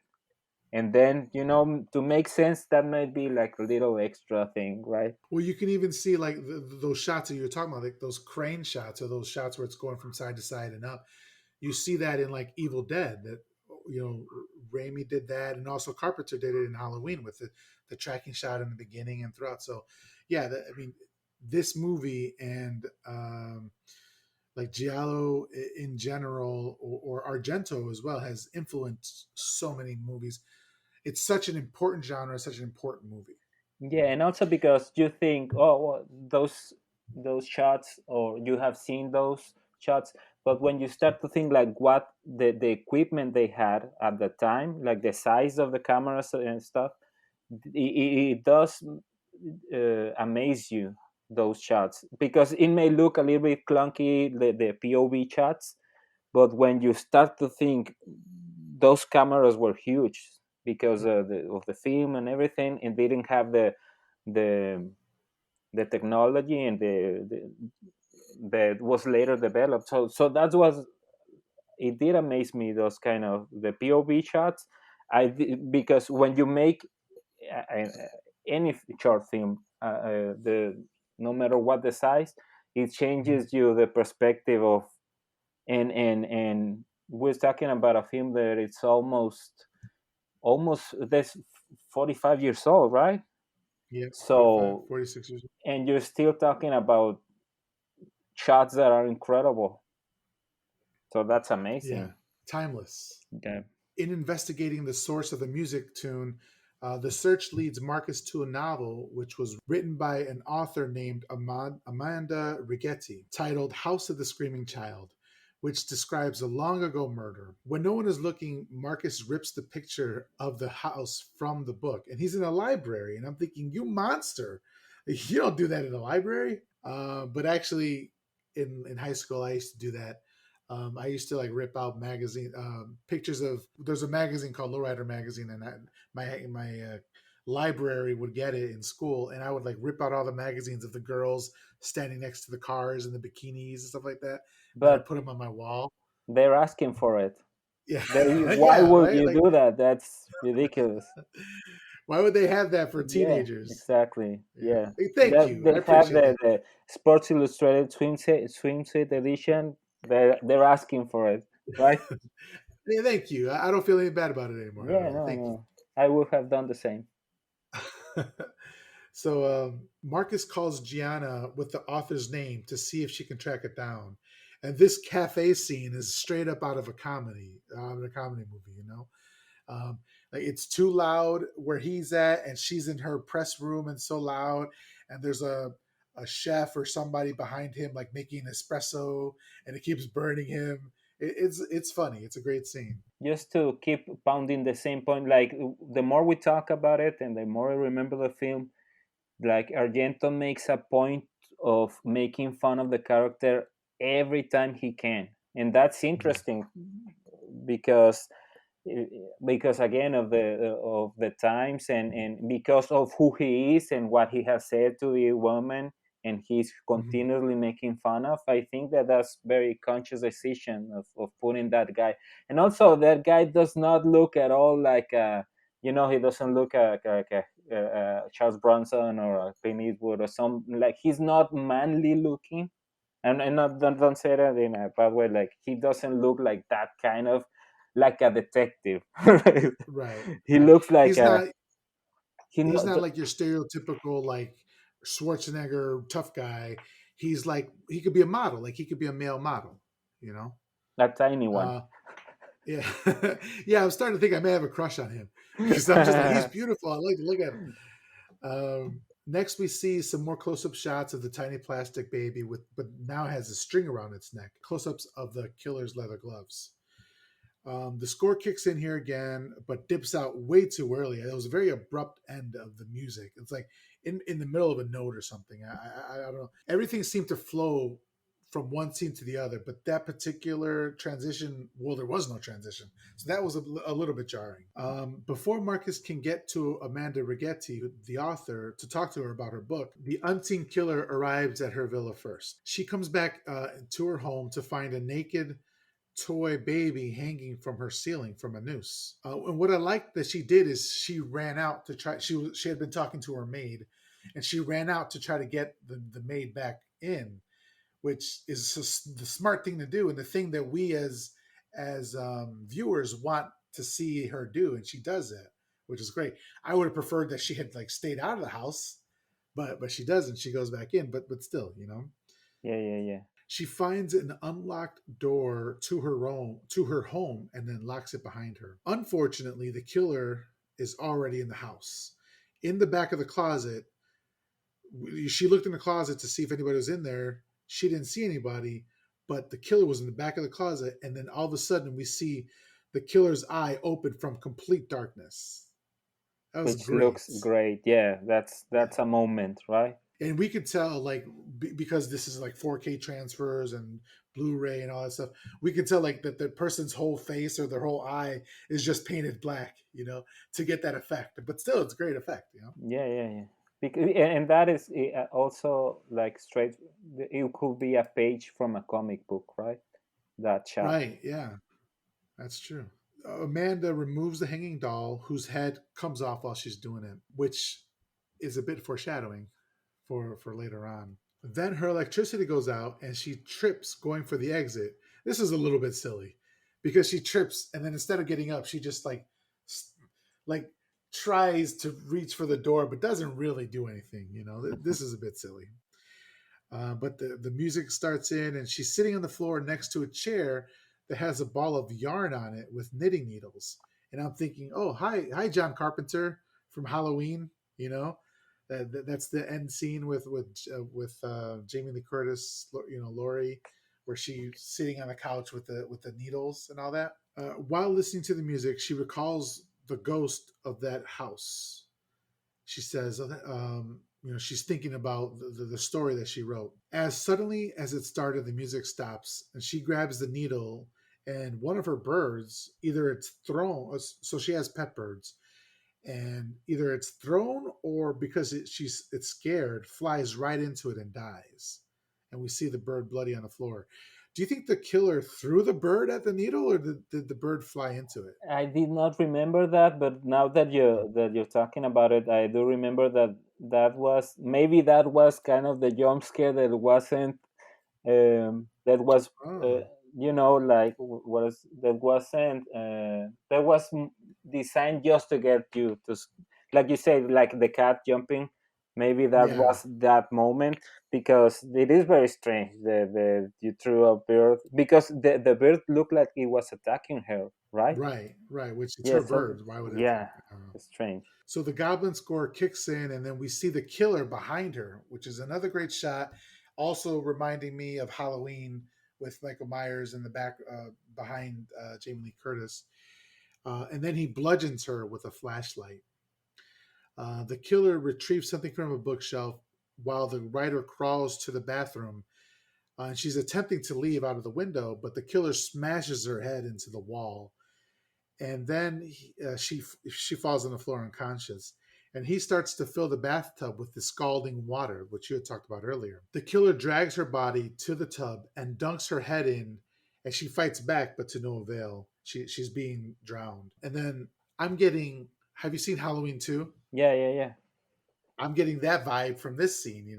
When Michael is killing the nurses in that sauna or whatever. Yeah, exactly. And also, Uh, right now, when you said that the Halloween influence, when he mhm. opens the eye in the closet, that might have been an idea for Carpenter when we see the shape in the closet, but he lights up like the mask.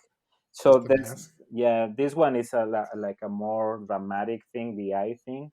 But you can Yeah. see a little bit of that. Like maybe he thought, I can do this better, right? Right?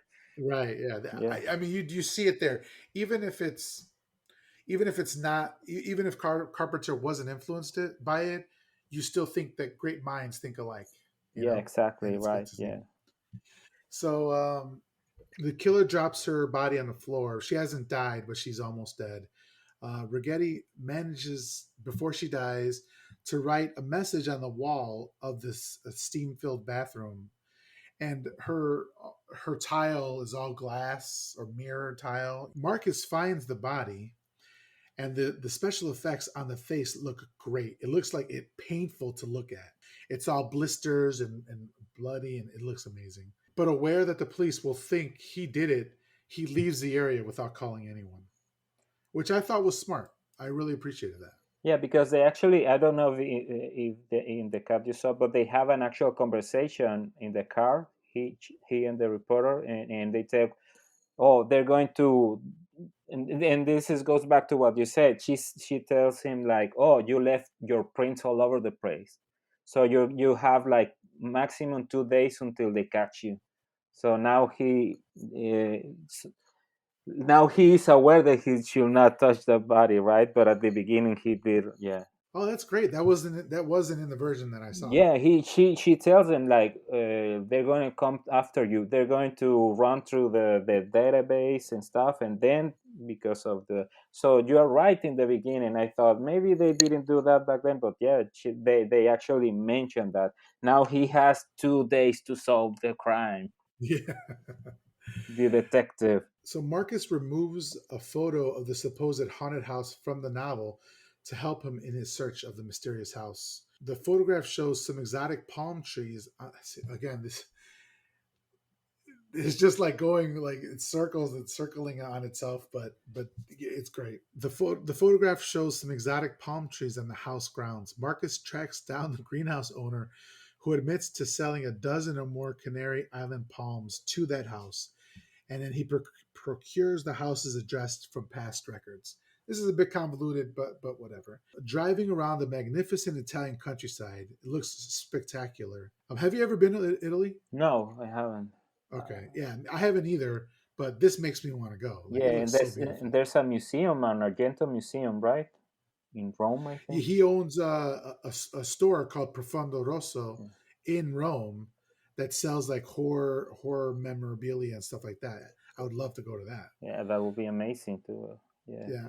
So driving around the magnificent Italian countryside, Marcus finally locates the house and learns from the caretaker, who claims that no one has lived in the house before 1963 when the previous owner died. The caretaker sends his crazy ass daughter with Marcus to go explore the house. Like th- there was no reason for the daughter to be that character who she Yeah, was. that was super strange. Was that he sent the girl with the 40-year-old guy? A stranger? Yeah, but she calls her like, "Come back here" or whatever, and the child comes back to him and he smacks her in the face because she like put a needle to like a lizard or something, right? But the Yeah. way the child smiles, like I like to be like, it's so weird. And again, that doesn't come back at all. Yeah, you're thinking, is she going to set him up or like nothing? No, It's so strange, but but I guess like it's a real world thing. Like when things are happening to you in real life, it's not just focused on this one story that you're doing right now.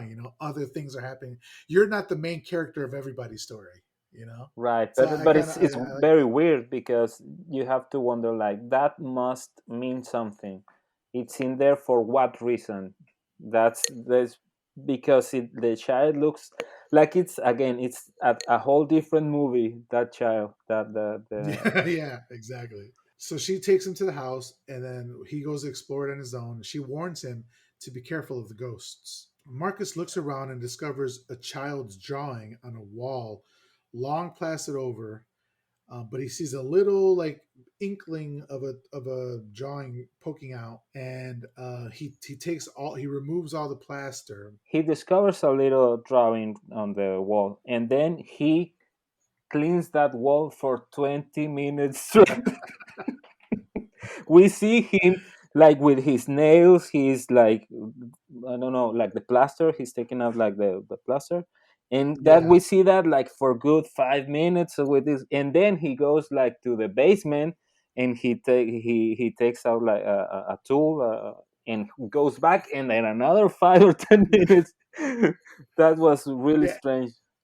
So they cut some of that for the version I saw, but it was Really, even in the version I saw it was long. yeah. So So I can there you imagine, go. huh? Like the 15 minutes are him just going at it, cleaning the wall. Yeah. The painting is of a little boy holding like a bloody knife next to, I believe it looks like it's a murdered man. And this is such a great drawing. I'd love to get this as a print or as a T-shirt or something. It looks great. I'm gonna say S- just a little something. I'm gonna yeah, sidetrack here. Just go ahead. I have like in a couple of weeks, I have another soundtrack coming up. That's called "Dear Santa, Please Don't Kill Me," and it's about a killer Santa Claus. And Yes. the cover I drew myself is horrible, of course, but that's the funny thing is that it kind of like a children's book, and I had my Uh-huh. 5-year-old drew the same thing that I drew. Like he has like a Santa Claus with a knife, with a bloody knife and stuff. And that was Yeah. weird when I saw that because again I wasn't expecting the Christmas tree.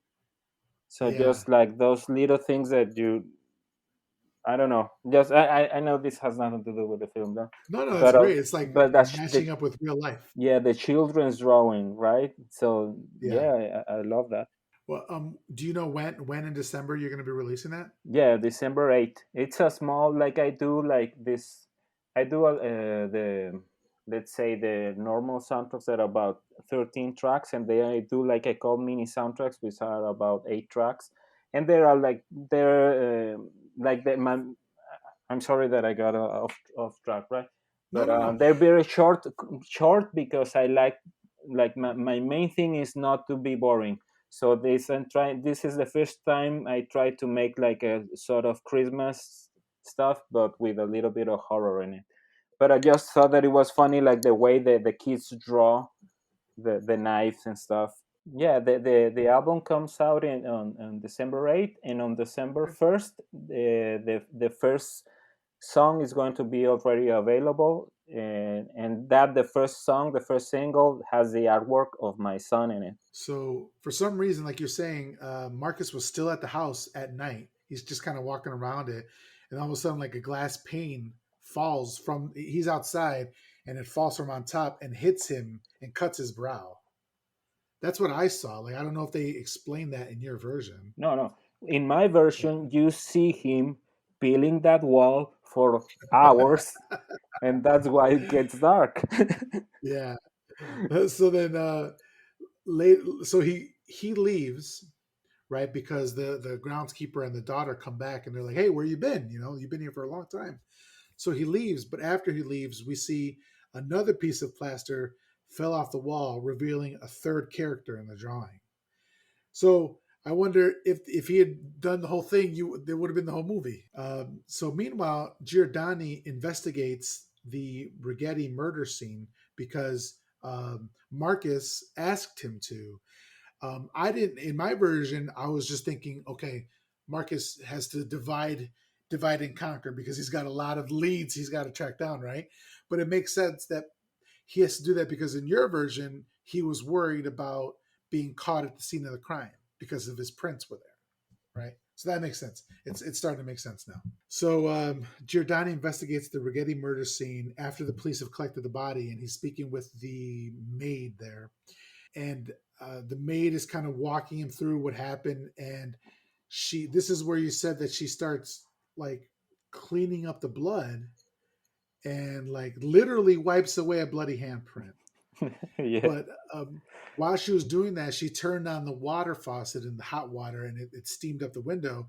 So on a hunch, because the way the murderer, I'm sorry, the author died, she was pointing at the thing that she wrote on in the tile, the glass tile. which I thought that that was awesome. That moment, because I didn't pick up when she was being murdered. Then she was writing something, like I didn't notice that. And when the Mm. guy starts to open the water so that it gets full of steam, I got really excited. That, okay, Yeah, that's super smart. But I think, yeah, if I remember correctly, I think she just round like the killer is, and that's it, right?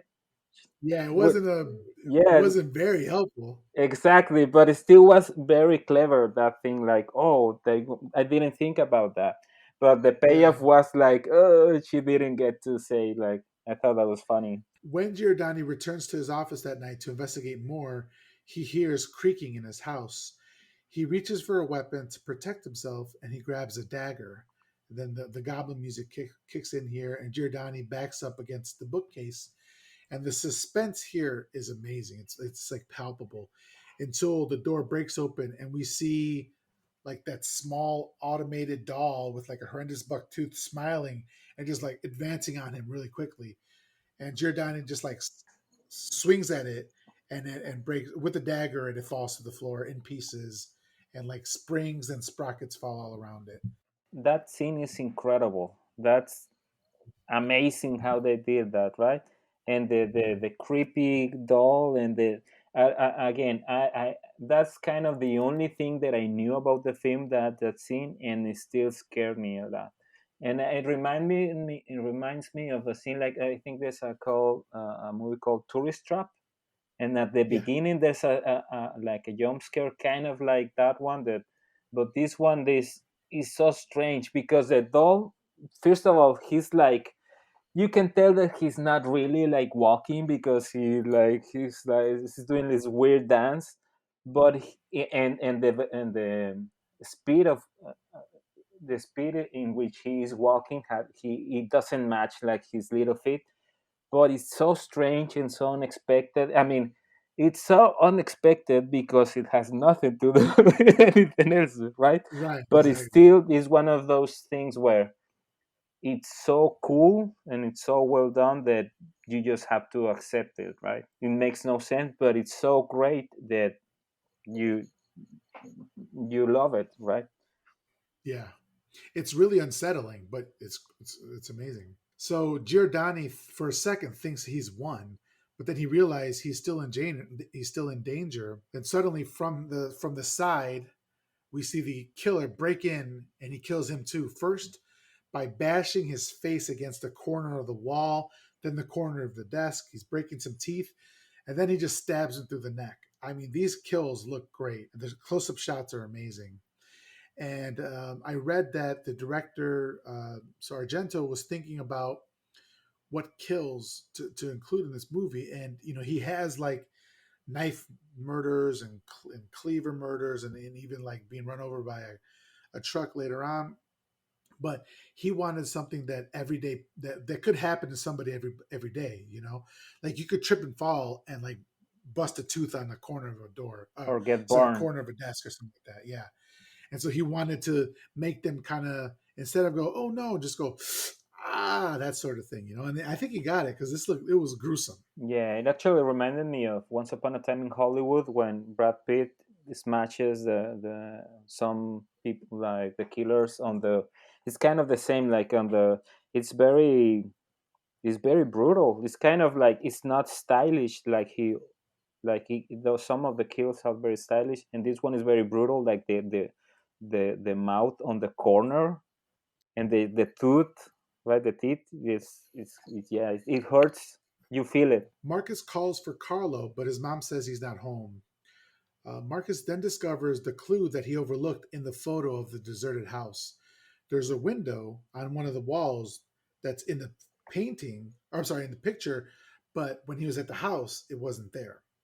So that means it's been covered up. So Marcus returns to the house after dark, and after unsuccessfully trying to bash in the wall where the window was from the outside because he almost fell down. I don't know why he did it that way. He goes inside and enters the house and uses a pickaxe and bashes down the wall and discovers there's a secret room with a rotting skeleton next to the Christmas tree that we saw earlier in the movie. Well, I guess not rotting, rotted away skeleton. And it's a great looking skeleton. But this also kind of reminds. Have you seen Black Christmas? I have not seen the. This is killing me. Please, please cut this. No, you're doing my job for me. I don't want to. I don't want to give you any spoilers, So I won't. Okay, I'll take okay. it back. But yeah, great scene. I love how the skeleton looks. The killer arrives and knocks Marcus out. When he regains consciousness, he finds the house on fire and Gianna by his side, who just happened to arrive at the nick of time to pull him out of the house. And I feel like they're setting her up. They're setting Gianna up to be the killer. There's a bit of misdirection. Yeah, no, I will say that not a little bit. I think that you are meant to think she is because, as I said before, when the arm wrestling thing and then the back and forth with them, I thought, oh, she is the one. He is mocking her, and she's at the end is going to be the killer. And maybe because the version I saw was a little bit longer, it felt more like we were about to end the movie. And when he wakes up and she's dragging him, I was sure that she was the killer. Oh, okay. See, in my version, she wasn't dragging him. He just woke up and she was standing in front of him. So yeah, I definitely have to watch that movie or that version. So Marcus and Gianna go to the caretaker's house to call the police and fire department when Marcus discovers that the caretaker's younger daughter, the young daughter, the weird one, drew an identical drawing of the little boy with a bloody knife standing next to a Christmas tree with the murder victim. So here's again is that convoluted storyline here. Olga tells them that she found the drawing and copied it from an old archives file at her junior high school. So she was punished and she needed to go through the files, these old files. And while she was going through those files, she saw a drawing. So then she drew a drawing of that drawing. So that means that little boy who saw it first drew that painting on the wall and then also drew that same painting at school.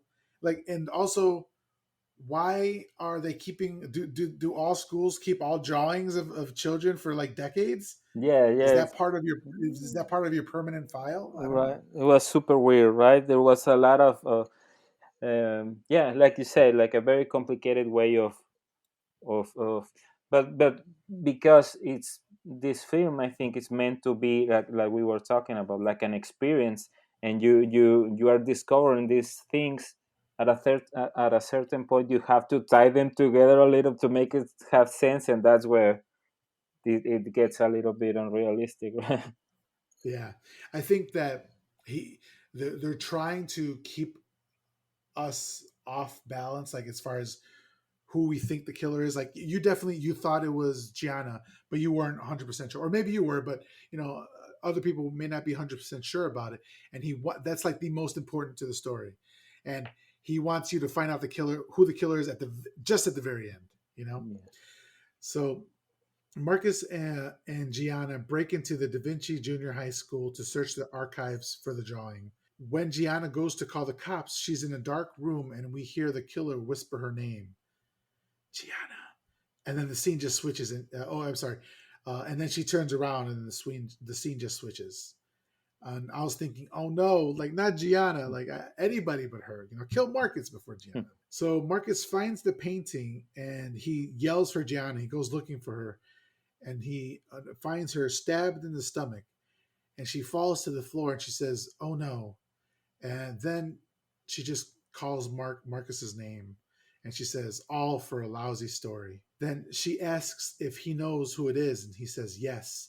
The name was on the drawing. Just then, or Marcus goes looking around for the killer, and suddenly we see Carlo step out of the shadows holding a gun and threatening to kill him for getting too close. He says he told him to stay out. Why didn't you listen? So what did you think?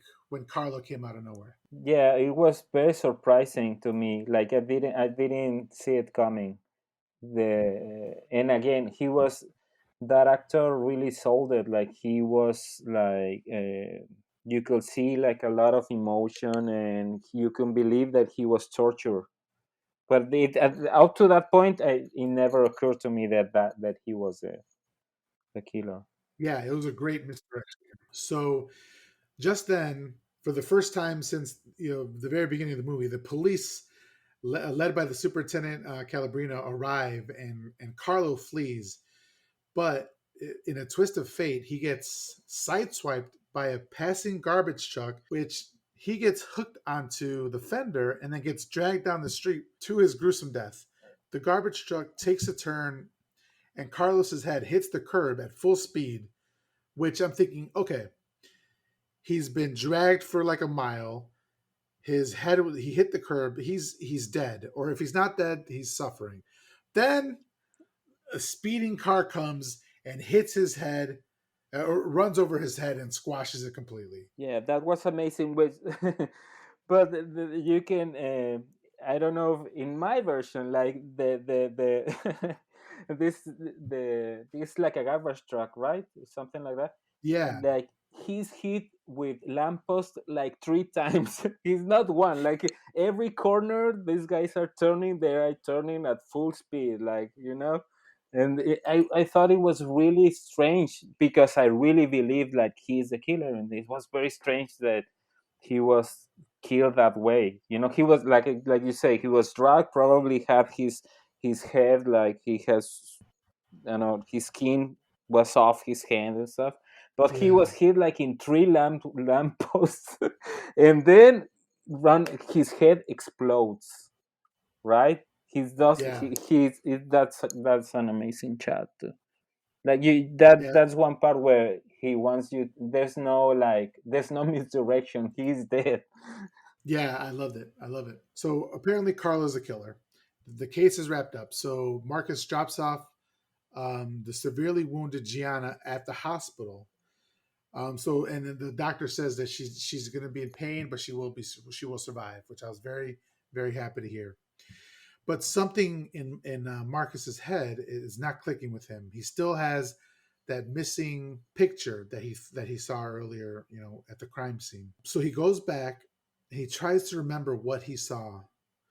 Then he says, "Well, Carlo could not have murdered Helga at the time that she was being murdered because he was with him on the street and they saw the killer stabbing her."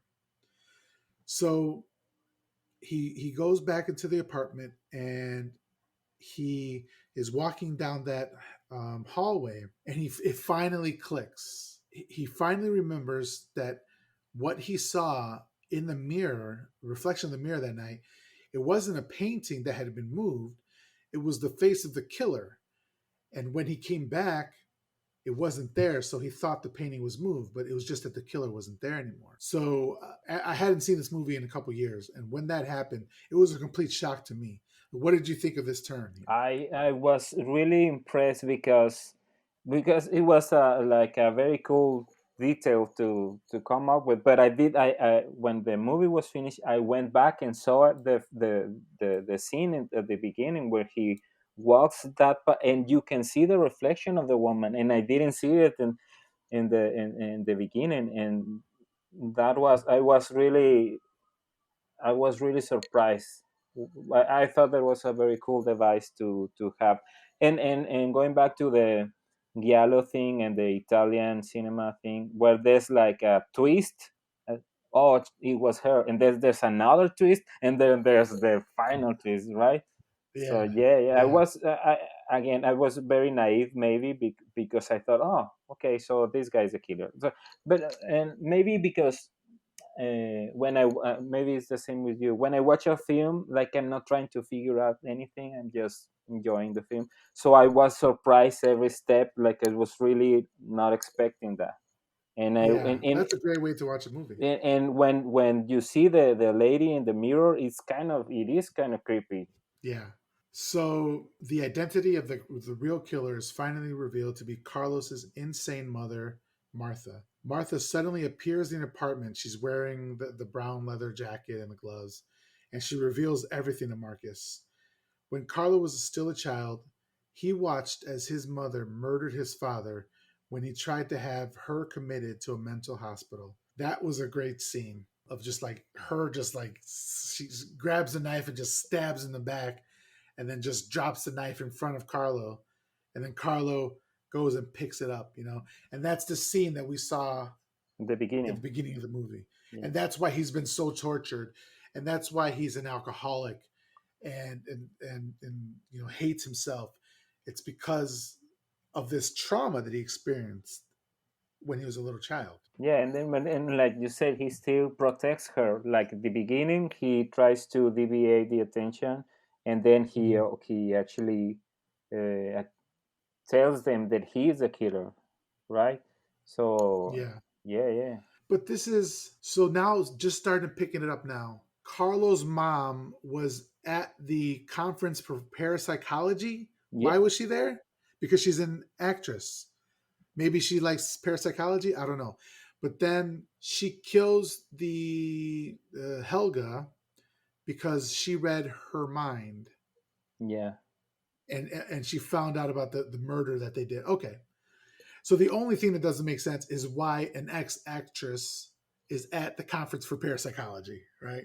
Because they have, Maybe it's a hobby. yeah, yeah, because they have other things to do as well. They like other things That's true. besides murdering. She's a well rounded human being. After the murder, young Carlo and his mother then entombed the body in a room of their house. So now we're back into the present. We're out of the flashback, and she's wielding a meat cleaver. Martha chases Marcus around the complex and into the foyer with an elevator. Marcus then gets hit in the shoulder by the cleaver, and this looks so good. It looks so realistic and so bloody. And in the process, he kicks Martha towards the elevator shaft. She's wearing this like really long necklace, and that slips in through the crossed metal bars, and she's frantically trying to pull herself away. And in doing so, the large pendant on the end of the necklace becomes lodged between two small metal bars. As she's trying to free herself, Marcus realizes she's caught, and he presses the button to activate the elevator, and it travels downward, and the necklace starts choking her tightly. And because her hands are stuck in those like black leather gloves, she can't get through. They're too thick to slip in between her neck and the necklace, to try to save herself before it's too late. The elevator provides so much force that the necklace ends up cutting through her neck, decapitating her, creating a quote unquote like huge, deep red Profundo Rosso bloodstain all over the marble floor. This scene was amazing. This kill was so great. Yeah, The yeah. practical effects of the chain getting tighter and tighter. I don't. What did you think? Yeah, it looks this the both it looks very real, but at the same time the blood is so red Yeah, that is surreal also, yeah, and also like the guy just stands there looking at his the reflection of himself, and the film ends. This is no, there's no, how do you say, like it's very abrupt ending. It reminds me like the kung fu movies where they defeat the guy and they freeze frame. It was almost like that. Like the it was, but yeah, it was very shocking.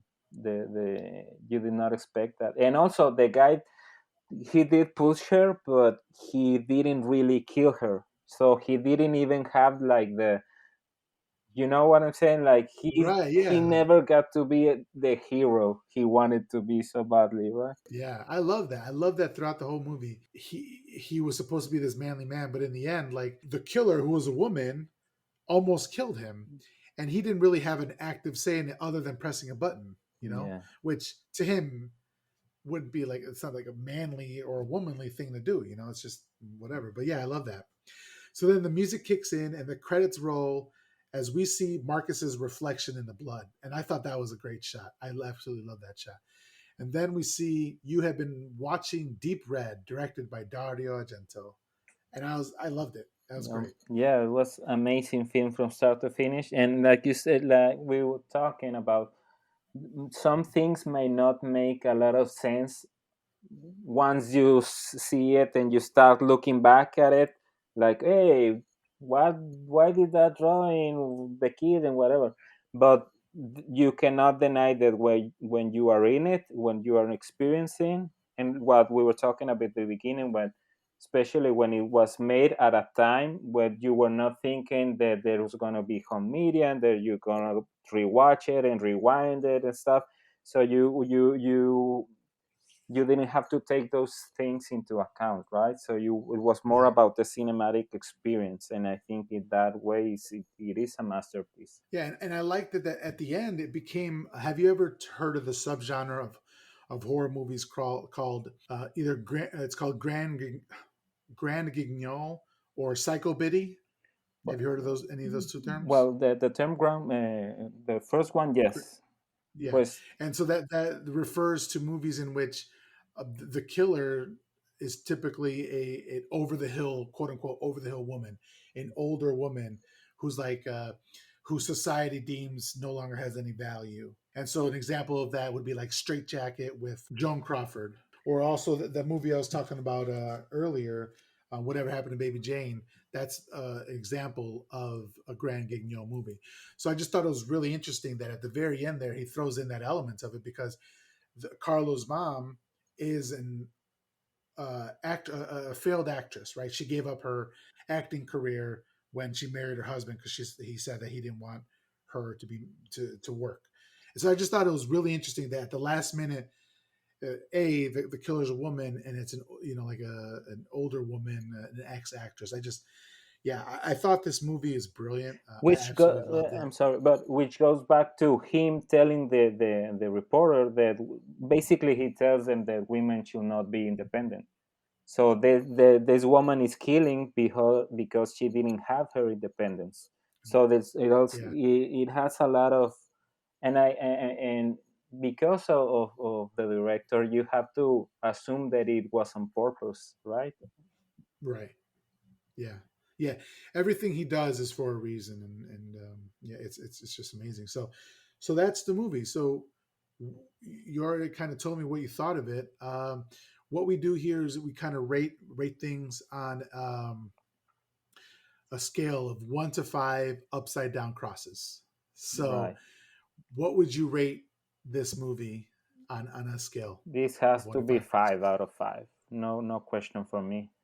Yeah, Because it may not be like perfect story wise and stuff, but I don't think that is meant to be to make a lot of sense. It's meant to be experienced.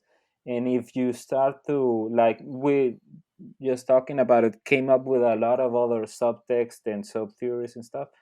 If you start to analyze, I think that you're gonna find a lot of stuff. But just on the pure filmmaking, it's incredible if you think about the time that it was made, in the music, the shots, the camera work, the everything. Is the clothes, right?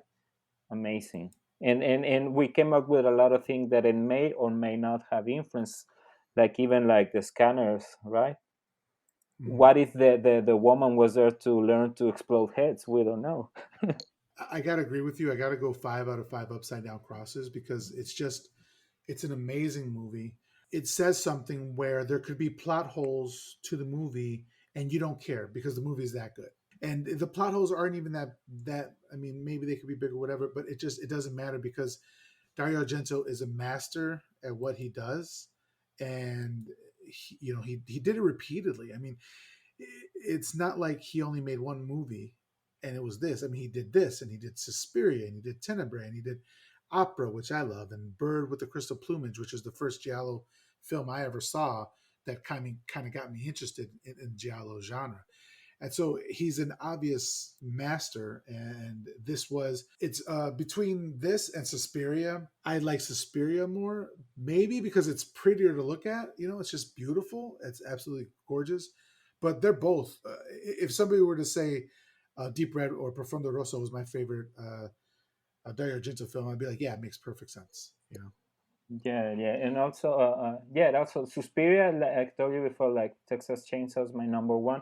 but I can go back and forth with Texas Chainsaw and Suspiria, which are very Mhm. different type of films, right? All right, Gerardo. So, in order to fully absolve you of your horror movie sin, I am going to suggest to you three movies that you need to see in order to be fully absolved. And if you don't watch the movies, you'll probably burn in the fiery pits of hell. But that's not my fault. That's up to you. Okay. Yes, So the first movie that we talked about was a movie that we were talking about while we were watching while we were talking was Whatever Happened to Baby Jane. It's a great it's a grand guignol. It's starring Betty Davis and Joan Crawford. It's black and white. It's old Hollywood. It's so amazing. I think you're gonna love it. I think you really will. Um, the second one that I'd recommend to you that we talked about earlier was Black Christmas from the original Black Christmas, obviously, right? And we talked about Giallo being an influencer to the slasher movies of the 70s and the 80 boom. The slasher boom from the 70s and the 80s. Well, it kind of all started with Black Christmas was prototype to like the slasher from Halloween, John Carpenter, that sort of thing. So I think you really, really love that one as well. And then the third one that I'd mention is a newer Giallo, and it's actually called Knife Plus Heart. And this is a French film, right? But it's still, I think, very much a Giallo. And I think people who've talked about it and commented on it agree that it's a giallo. It just happens to be in France, just like Spain makes giallos and stuff like that. So, right. and this Knife Plus Heart only came out recently. Yeah, I think Um, it must be like 3 or 4 years old because I have it on my wish list. I know that. yeah, Knife Plus Heart came out in 2018, so you're right, only like 3 years old. So I definitely think you're gonna love it, and I think those are the three movies that I would recommend to you. And I promise that I'm gonna watch because I Awesome. don't want to go to hell. There you go. All right, Gerardo, thank you so much for being on the podcast. This has been great. I've loved our conversation. If you could please let my listeners know where they can follow you on socials, how they can give you money, whatever you're selling, your comic books, the vinyl, your soundtracks, all that sort of stuff. Please feel free to let them know. Yeah, well, first of all, thank you for having me. I was a little bit nervous, but you really you made me feel very secure, and it was a lot of fun just talking to any of my friends. And you can find me on both on Twitter, Facebook, and Instagram as Música di Diable. I know that's kind of a hard. I'm not going to try to spell it, but that's what search my name, Gerardo Preciado, and it's gonna lead you to those accounts. And I'm planning on releasing soundtracks to imaginary films, like at least one every couple of months starting next year. And December 8th, it comes out. My first Christmas soundtrack comes out, horror soundtrack comes out on December 8th, and then on January have another album. And like I said, every couple of months I'm going to release an imaginary soundtrack. And yeah, and I do a lot of other things, but if you follow me on any of those pages, you're gonna have the links for everything. And again, thank you. I really really enjoyed this, and thank you for I really wanted to see this film, and this was like the perfect reason. Now I'm not, it's not gonna be enough to I'm gonna have to revisit a lot of other films because of this one. So yeah, thank you for having me. I didn't know that I could speak for so long. Yeah, that's the format. We just talk as long as we want. Just so you know, I'm going to link all of your socials when I post this, so that people can follow you and they can give you money. Because I think what you're doing is just absolutely amazing, and I can't wait until somebody gives you money to make a movie. Because I feel like, and I think you agree, that's like your natural progression. Like you obviously have a love of the genre and a love of music, and I think that you would do absolutely amazing things, and I can't wait until somebody throws some money at you to get it done. Oh, thank you so much for that, and I hope that someone does hear you. If you'd like to follow me, you can follow me on Twitter at MHC Pod, like My Horror Confessional Pod. You can follow me on Instagram at My Horror Confessional. The email, if you'd like to email the show, you can email me at myhorrorconfessional@gmail.com. The music that you heard was by Taylor Fox. You can follow her on Instagram at the Taylor Fox. She just recorded an album about a month or so ago, and that's going to be released pretty soon. You can follow her band. That's Great Hag. She's on all the socials as well. And then the artwork that you see is done by my friend Cap Mikey. You can follow him on Instagram at Cap'n CAPN _ Mikey _ art. Well, that's it, everybody. Thank you for listening. We'll talk to you